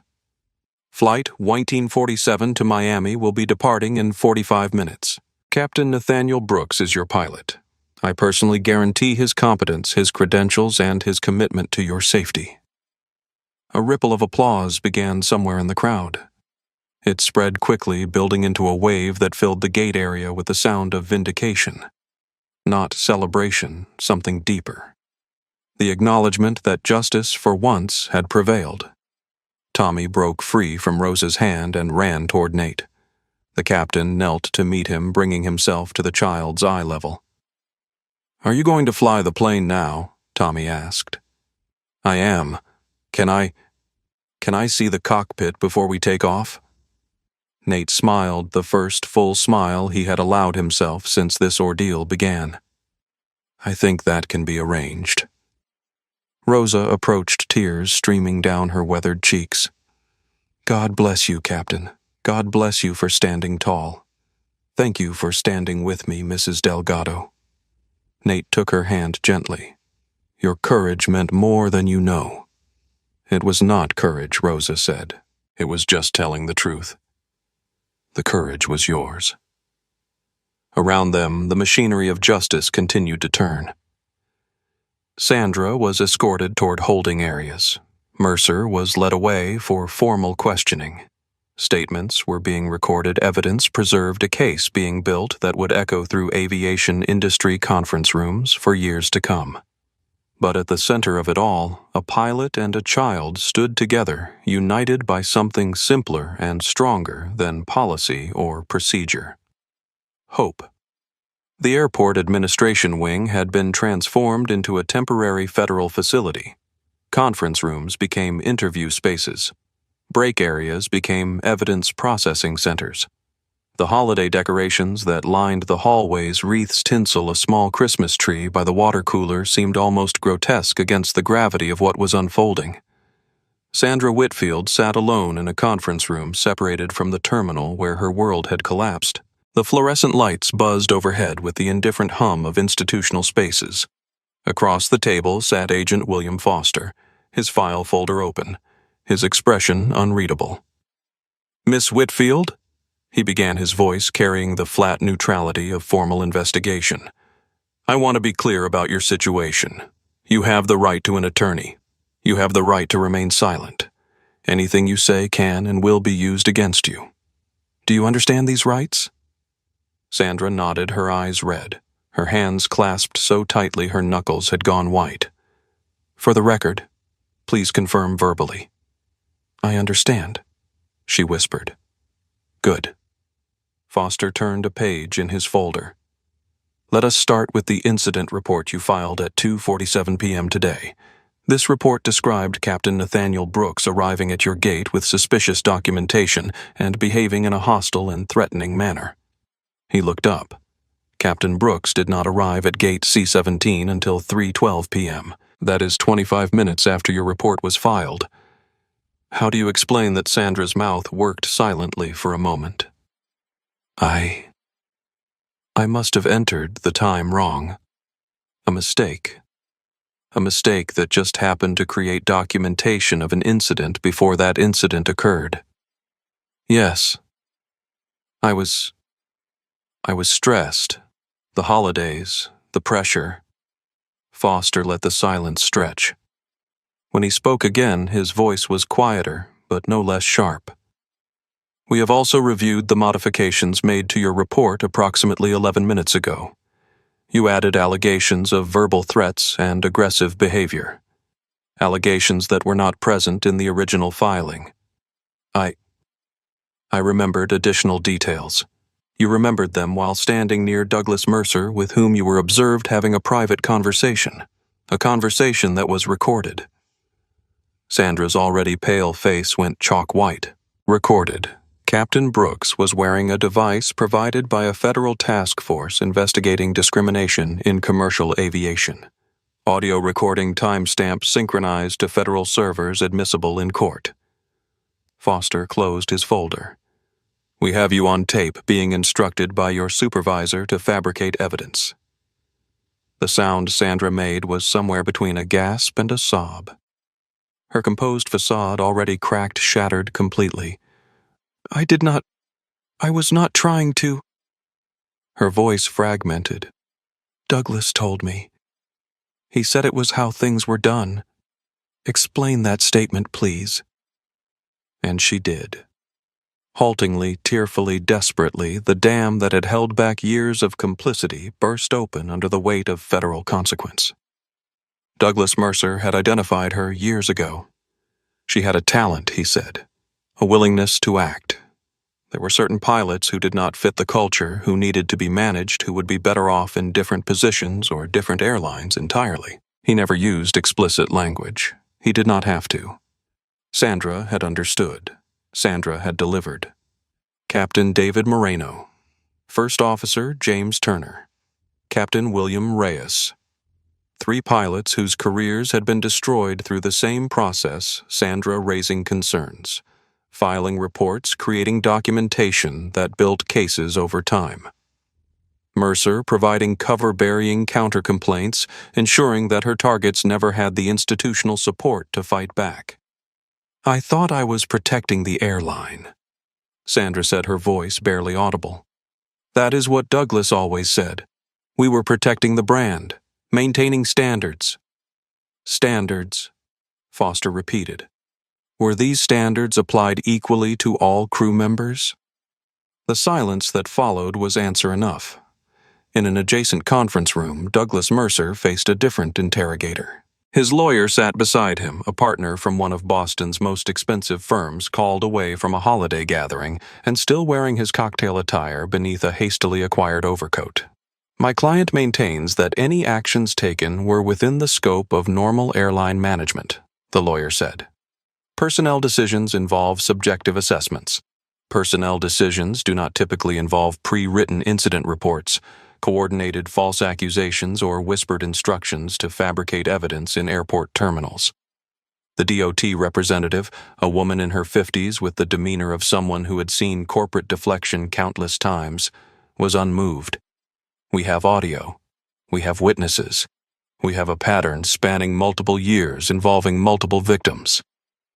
Mercer sat rigid in his chair, his executive polish eroding with each passing minute. The control he had wielded for decades, the ability to manage situations to make problems disappear, to ensure that power-protected power had evaporated completely. I want to make a deal, he said suddenly. His lawyer's head snapped toward him. Douglas, I advise against. There are others, at the regional level, at corporate. People who knew. People who looked the other way. Mercer's voice had taken on the desperation of a man watching his final options narrow to a single path. I can give you names, documentation, the whole network. The DOT representative exchanged a glance with Foster, who had just entered the room. We are listening. And so Douglas Mercer, who had spent 30 years building walls of protection and influence, began tearing them down. Not from conscience, from calculation. The same calculation that had guided his career now guided his self-preservation. But the result would be the same exposure accountability consequence. In the hallway outside, Elena Vasquez finished giving her formal statement to a young FAA investigator. Her hand still trembled slightly, but her voice had been steady throughout. Is that everything the investigator asked? Everything I witnessed today. Elena paused. But if you are investigating patterns, Sandra has been at Atlantic Sky for 12 years. There might be people who saw things before I started, people who were afraid to speak up. We will be reaching out to current and former employees. Elena nodded. Then quietly, will I be protected? Will I still have a job after this? The investigator looked at her with something approaching admiration. You came forward with information critical to a federal investigation. That is protected activity. Anyone who retaliates against you will face additional federal charges. And Atlantic Sky. Atlantic Sky is about to undergo the most thorough review in its corporate history. The people who would have punished you for speaking up will not be in positions to punish anyone ever again. Elena absorbed this. The fear that had driven her silence for 18 months was still present, but smaller now. Manageable. Overcome by something she had forgotten, she possessed the courage her grandfather had always believed she would find. "Thank you," she said, "for listening, for believing. Thank you for speaking up. It makes a difference." Elena walked down the hallway past the Christmas tree by the water cooler toward a gate area where a flight was finally preparing to depart. Behind her, the wheels of justice continued to turn. Gate C-17 had transformed. The tension that had gripped the space for hours had dissolved into something different. Anticipation, relief, the particular energy of people who had witnessed something they would tell their families about for years to come. The passengers who had been waiting some for over 3 hours, many having missed connections, all having experienced the extraordinary events of the afternoon, remained clustered near the boarding area. They had been offered rebooking compensation alternative arrangements. Almost none had accepted. They wanted to see this through. They wanted to fly with Captain Nathaniel Brooks. Nate emerged from the administrative wing, his uniform still pressed, his bearing unchanged. But something in his eyes had shifted, a softness that had not been there before, a vulnerability earned through surviving what should have been unsurvivable. He walked to the center of the gate area where the crowd naturally gathered around him. He did not use a microphone. His voice, trained to carry across cockpits and through intercoms, reached every corner of the space. "I want to thank you," he began. "Not for waiting, though your patience has been remarkable. I want to thank you for witnessing." The crowd was silent, attentive, drawn into his words. "What happened today was not about me. It was about everyone who has ever been told they do not belong where they have earned the right to stand. Every pilot who has been questioned, every professional who has been doubted, every person who has been made to prove their competence not once but again and again, because something about them does not match someone else's expectations." He paused, his gaze finding faces in the crowd. Rosa still gripping Tommy's hand. Derek, his phone finally lowered. James Crawford, whose testimony would help dismantle a decade of discrimination. Sophia, whose social media thread had become a real-time chronicle of justice. "I have been flying for 22 years. I have landed planes in hurricanes. I have talked panicking passengers through emergencies. I have brought thousands of people safely to their destinations." His voice dropped, grew more intimate. "But none of that protected me today. My record, my credentials, my decades of service. None of it mattered to someone who had already decided I did not belong." He looked down at his captain's wings, now restored to his uniform after being used as evidence. "These wings do not make me a pilot. My training does. My experience does. My commitment to every soul who boards my aircraft does. But these wings," he touched them gently, "these wings reminded someone what I was supposed to be, and they could not reconcile what they expected with what they saw." Tommy broke from Rosa's grip and moved toward Nate, his small face earnest with the need to speak. "Captain Brooks." Nate knelt, bringing himself to the child's level. "Yes, Tommy, I am sorry that lady was mean to you. That was not fair. No, it was not. But you did not get mad. You just stayed calm." Tommy's brow furrowed with 8-year-old seriousness. "How did you do that?" Nate smiled, a genuine warm expression that transformed his face. "My father taught me something when I was about your age. He said, 'Never let them see you break sun. Never give them what they expect. Stand tall and let the truth speak for itself.' Did the truth speak? It did. Sometimes it takes time. Sometimes it takes witnesses. Sometimes it takes people like your grandmother who was brave enough to stand up when it would have been easier to stay quiet." Nate glanced at Rosa, who was wiping tears from her cheeks. "But the truth, always speaks eventually. Tommy nodded solemnly, processing this wisdom in the way children do, absorbing it into some deep place where it would inform decisions he had not yet imagined. "I want to be a pilot when I grow up," he announced. "Like you." "Then never let anyone tell you that you cannot." Nate extended his hand and Tommy shook it with exaggerated formality. "And when you are flying, remember your job is not just to move the aircraft. It is to bring every person on board safely home. That is the real privilege of the wings." Rosa approached her weathered hand, finding Nate's arm. "God bless you, Captain, for your patience, for your dignity, for showing my grandson what strength really looks like. God blessed me with witnesses today, Mrs. Delgado. You were one of them." Nate covered her hand with his own. "Your courage meant more than you know." "It was not courage," Rosa repeated what she had said earlier. "It was just telling the truth. Sometimes that is the bravest thing anyone can do." Around them, the crowd began to move toward the boarding area. The flight would depart. The passengers would reach Miami. Life would continue. But something had changed. In the hearts of everyone who had witnessed the day's events, something had shifted. A reminder of what was possible when people refused to stay silent. A demonstration of what happened when dignity refused to be surrendered. Ryan Mitchell appeared at Nate's side. "Captain, aircraft is prepped. Crew is ready. Passengers are eager to board." Nate straightened his uniform one final time. "Then let us get these people home for Christmas." The jet bridge stretched before Nate like a tunnel from one world to another.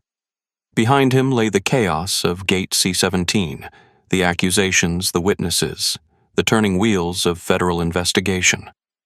Ahead lay the cockpit, the familiar instruments, the responsibility he had trained his entire life to carry. He walked the bridge with Ryan Mitchell beside him, their footsteps echoing in the enclosed space. Captain Ryan said quietly, "I just want you to know, standing with you today was the right thing to do. If it costs me anything, I would do it again." Nate glanced at his first officer. So young, so principled. The future of aviation if the industry could learn from days like this one. "It will not cost you anything, Ryan. It is going to earn you more than you can imagine. The people who matter will remember that you stood for truth. I stood for you. Same thing today." They entered the aircraft, passing Elena Vasquez at the forward galley. She had chosen to remain on the flight, working alongside the crew member who had been called to replace Sandra. Her eyes met Nate's with quiet solidarity. "Captain Brooks," she said. "Welcome aboard. Miss Vasquez." He paused. "Thank you for everything. Thank you for giving me the courage to remember who I am supposed to be."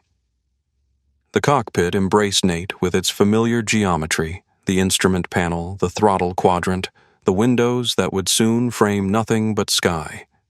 He settled into the captain's seat with the bone-deep comfort of a man returning to his true home. Ryan took the right seat, beginning the pre-flight checklist with renewed focus.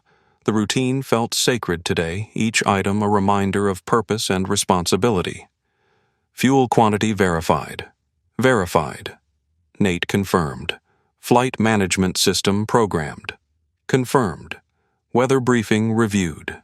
Clear skies to Miami. Light headwinds. We will make up time in the air. The checklist continued a liturgy of aviation that had guided countless flights to safe conclusions. Today it felt like prayer. A knock at the cockpit door interrupted their flow. Elena's voice came through Captain, "You have some visitors who would like a moment before departure." Nate opened the door to find Rosa and Tommy standing in the galley, Tommy's eyes wide with wonder at the sight of the cockpit. Mrs. Delgado, Nate said warmly, "Tommy, please come in." Tommy approached the captain's seat with the reverent caution of someone entering a cathedral. His small hands hovered near the controls, not quite touching, as if afraid to break something magical. "All these buttons," he breathed. "All these screens. What do they all do?" Nate began to explain, pointing out the primary flight display, the navigation system, the weather radar. Tommy absorbed every word with the intensity of a child who had just discovered his calling. "Can you really fly this whole big plane? Just with your hands, my training, my knowledge, and my crew." Nate gestured toward Ryan. "No pilot flies alone. We are a team. Every person on this aircraft plays a part in getting everyone home safely." Rosa watched from the doorway, her eyes glistening. "His grandfather would have loved to see this," she murmured to Elena. "He always dreamed of flying. Never got the chance." Tommy turned to Nate with sudden seriousness. "Captain Brooks, what is the most important part of flying?" Nate considered the question carefully. "The instruments tell you where you are. The controls respond to your inputs. The engines provide the power." He tapped his chest. "But the most important part is right here. The heart, the will to bring everyone home safe, the refusal to give up when things get hard. Is that why you stayed so calm today? Because of your heart? Partly. But also because I have been through hard things before. When you survive challenges, they do not disappear, but they make you stronger. They teach you that storms pass. That truth wins eventually. That standing tall is always worth it." Tommy nodded, filing this away alongside all the other lessons the day had taught him. "I am going to remember that. When I am a pilot." "When you are a pilot," Nate agreed. "Not if. When." Rosa extended her hand and Nate shook it warmly. "Safe travels, Captain. And Merry Christmas. Merry Christmas, Mrs. Delgado. Thank you for your witness today." She led Tommy back toward their seats, the little boy looking over his shoulder until the cockpit door closed between them. Ryan exhaled slowly. That was something. "That is why we fly," Nate replied. "Not for the mechanics, for moments like that, for the chance to show someone what is possible." The final preparations completed. The ground crew cleared the aircraft. The tower crackled to life. "Atlantic Sky 1847. You are cleared for pushback." Nate keyed the intercom. His voice, calm, assured unmistakably in command, filled the cabin. "Good evening, passengers. This is Captain Nathaniel Brooks. On behalf of First Officer Ryan Mitchell and our cabin crew, welcome aboard Flight 1947 to Miami." In the cabin, passengers settled into their seats, their attention drawn to the voice of the man they had just watched triumph over injustice. "I know today was unusual," Nate continued. "I know many of you witnessed things that should not happen. But I also saw something else. I saw people stand up. I saw witnesses become advocates. I saw strangers become allies. And I saw courage in places I did not expect to find it." He paused, letting the words settle. "So thank you. Thank you for your patience. Thank you for your voices. And thank you for reminding me why I fly. Flight time to Miami is approximately 3 hours. Weather is clear. Skies are open. Let us go home for Christmas." The engine spooled up a deep thrumming that vibrated through the aircraft like a heartbeat. The plane began to move, following the taxi lines toward the runway. Rosa crossed herself and squeezed Tommy's hand. Derek Sullivan smiled and opened his notes app. He would write about this day for weeks to come. James Crawford looked out the window at the receding terminal, thinking about the man he had finally decided to become. Sophia Morales closed her eyes and breathed deeply, feeling the tension of the day begin to release. And in the cockpit, Captain Nathaniel Brooks guided his aircraft toward the sky, where the only thing that mattered was the destination ahead and the souls he had sworn to protect. The wheels left the ground. Boston fell away beneath them. And for the first time all day, Nate allowed himself to feel the full weight of what he had survived and the profound gratitude of still being allowed to fly. The news broke like a wave across every platform that evening. CNN, Atlantic Sky, Airlines flight attendant and regional director arrested, following viral discrimination. Incident at Boston. Logan, The New York Times, federal investigation reveals. Years of targeting at major airline. 3 pilots cleared compensation. Expected Reuters. Atlantic Skystock. Plummets. 12% as scope of discrimination. Pattern becomes clear. CEO calls emergency board meeting. The consequences arrived swiftly, each one building on the last until the avalanche of accountability became impossible to stop. Sandra Whitfield was terminated the same evening, her 12-year career ending not with retirement but with federal charges. Her flight attendant certification was suspended pending FAA review, a process that would ultimately result in permanent revocation. The 3 pilots whose careers she had destroyed, David Moreno, James Turner, William Reyes, filed civil lawsuits within 48 hours. Their cases would eventually settle for amounts that made national headlines, but the legal consequences paled against the social ones. Sandra's name became shorthand for a particular kind of discrimination, the weaponization of procedure against people it was supposed to protect. Aviation training programs incorporated her case into their curricula. She was studied, analyzed, discussed. The smug confidence that had defined her career was replaced by an infamy she could never escape. Douglas Mercer's fall was even more spectacular. His cooperation with investigators bought him a reduced sentence, but not redemption. The network he revealed executives who had looked the other way. HR managers who had buried complaints, legal staff who had crafted language to obscure discrimination behind policy, all of it unraveled in the weeks that followed. His corner office was eventually converted into Atlantic Sky's new Equity and Inclusion Center. His name was deliberately not included on any signage. His legacy was erasure. Bradley Thornton learned that wealth provided less protection than he had imagined. Derek Sullivan's video of his bus driving comment was viewed over 12 million times. Within a week, 3 institutional investors had pulled their capital from his firm. His country club suggested a leave of absence that became permanent when other members made clear they did not wish to be associated with his conduct. The business card he had thrown at Nate's feet with its handwritten insult was framed and displayed in the pilot's lounge at Boston Logan. A plaque beneath it read, "Character is revealed in how we treat others. This is a reminder to be better." His career continued but diminished, shadowed by a moment of cruelty that the internet would never forget. The witnesses found their lives changed in unexpected ways. Rosa Delgado received letters from pilots across the country thanking her for speaking up. She kept them in a special box, reading them to Tommy when he visited. "This is what happens when you tell the truth, mijo," she would say.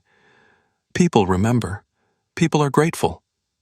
James Crawford established a scholarship fund for aspiring pilots from underrepresented backgrounds. He named it for his late wife, Louise, hoping she could somehow know that he had finally stopped being a bystander. The fund provided full flight training for 20 students in its first year alone. Derek Sullivan's video became the most viewed aviation-related content of the year. He used the platform it gave him to advocate for transparency and accountability across industries, becoming an unexpected voice for corporate reform. Sophia Morales matched into her first-choice residency program at Massachusetts General. During her interview, the panel had asked about her social media thread from Gate C-17. "It showed us who you are," the chief of medicine had told her. "Someone who stands for their patients no matter the cost." Elena Vasquez was promoted to senior flight attendant within 6 months, not as compensation for her testimony, but as recognition of the qualities her courage had revealed. She became a mentor to new crew members, teaching them that integrity mattered more than self-preservation. And Ryan Mitchell continued to fly as Nate's first officer, their partnership strengthening with each flight until the day he earned his own captain's stripes.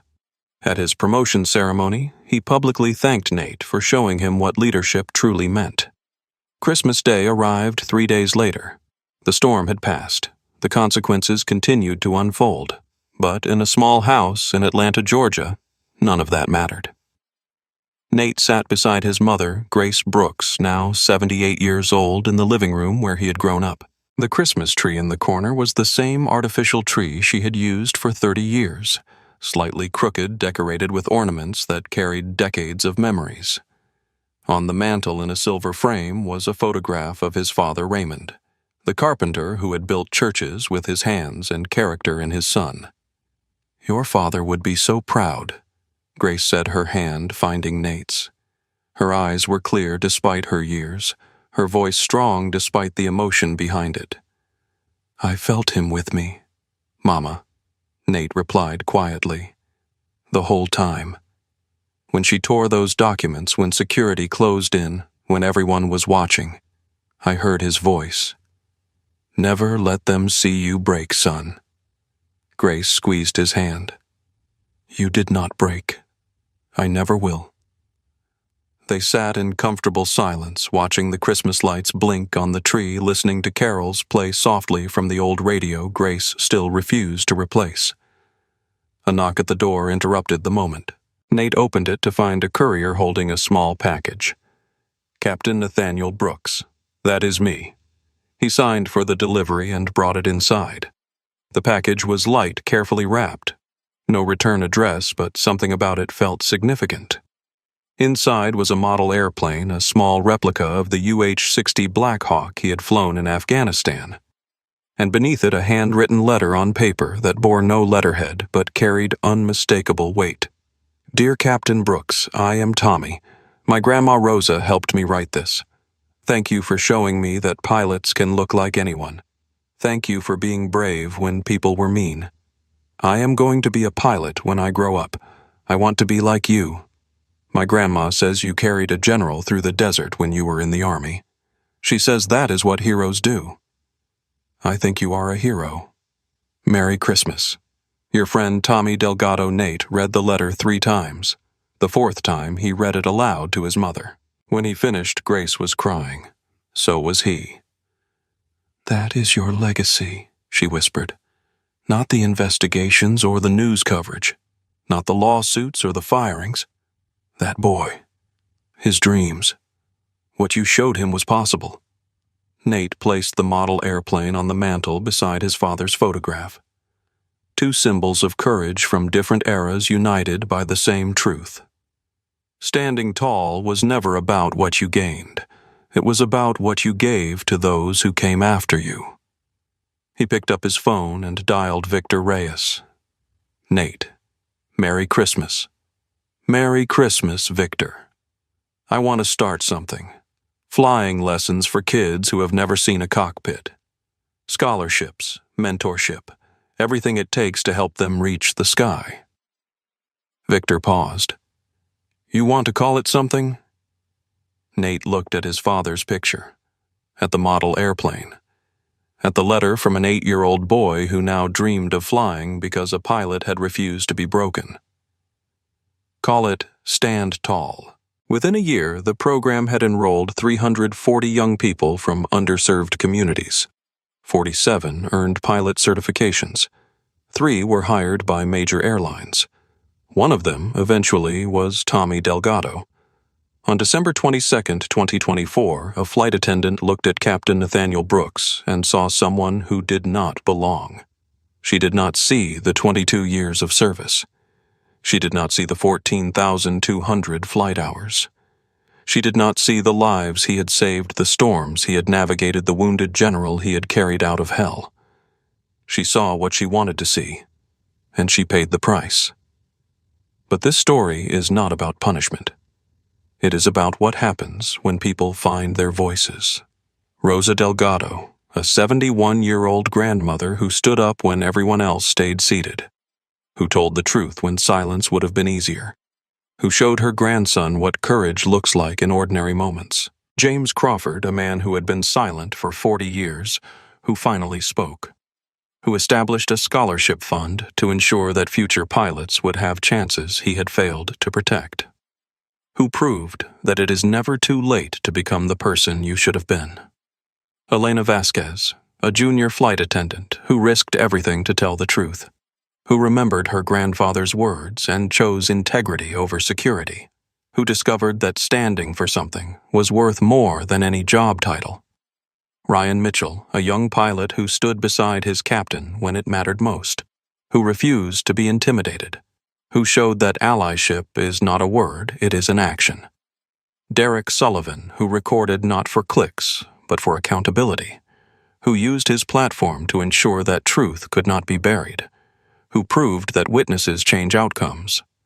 Sophia Morales, who documented every moment in real time, who helped millions understand what they were seeing, who demonstrated that silence is a choice and so is speaking up. And Tommy Delgado, an 8-year-old boy who asked the question that cut through all the noise. Is that man a bad guy? No, Tommy. He is not. He is exactly the kind of man we need more of. The kind who carries people when carrying is hard. The kind who stands tall when the world wants him to kneel. The kind who shows children what is possible even when the adults around them have forgotten.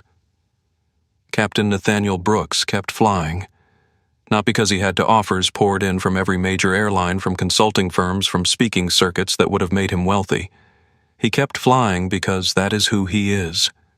Because every flight is a promise. Because every safe landing is proof that dignity cannot be stripped away by those who refuse to see it. The program he founded, Stand Tall, has now helped hundreds of young people reach for dreams that once seemed impossible. Pilots, mechanics, engineers, air traffic controllers, a generation learning that the sky belongs to anyone willing to work for it. And Tommy Delgado.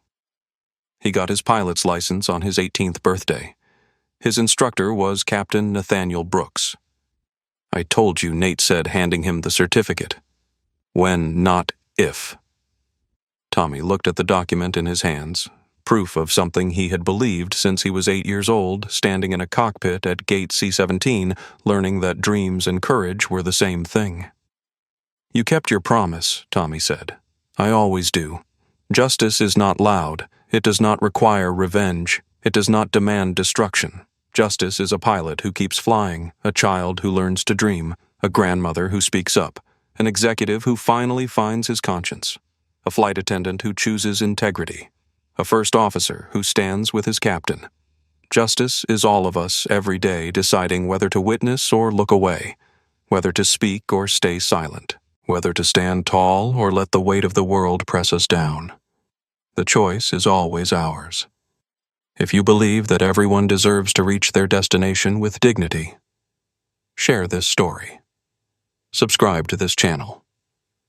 And leave a comment below. Have you ever had to stand tall when someone tried to make you feel small? Because silence protects the people who do these things. And today at Gate C-17, silence ended. Not with shouts, not with violence, not with the destruction of enemies, with witnesses, with courage, with the quiet, unstoppable power of people who refused to look away. Captain Nathaniel Brooks did not just survive that day in Boston. He reminded us what we are capable of when we choose to be better. Happy holidays, stand tall, and never let them see you break. Because the storm that Nate weathered was not just about one flight, it was about all of us, and it is not over yet. If this story moved you, if it made you think, if it reminded you that one person standing tall can change everything, then do 3 things right now. First, hit that like button. It takes 1 second, but it tells the algorithm that stories about justice and courage matter. Second, subscribe to this channel and turn on notifications. We tell stories like this every week, stories about ordinary people finding extraordinary courage about moments when dignity wins against all odds. Third, share this video with someone who needs to hear it. Someone who has faced their own Gate C-17, someone who has been told they do not belong, someone who needs to remember that standing tall is always worth it. Drop a comment below and tell me, where are you watching from?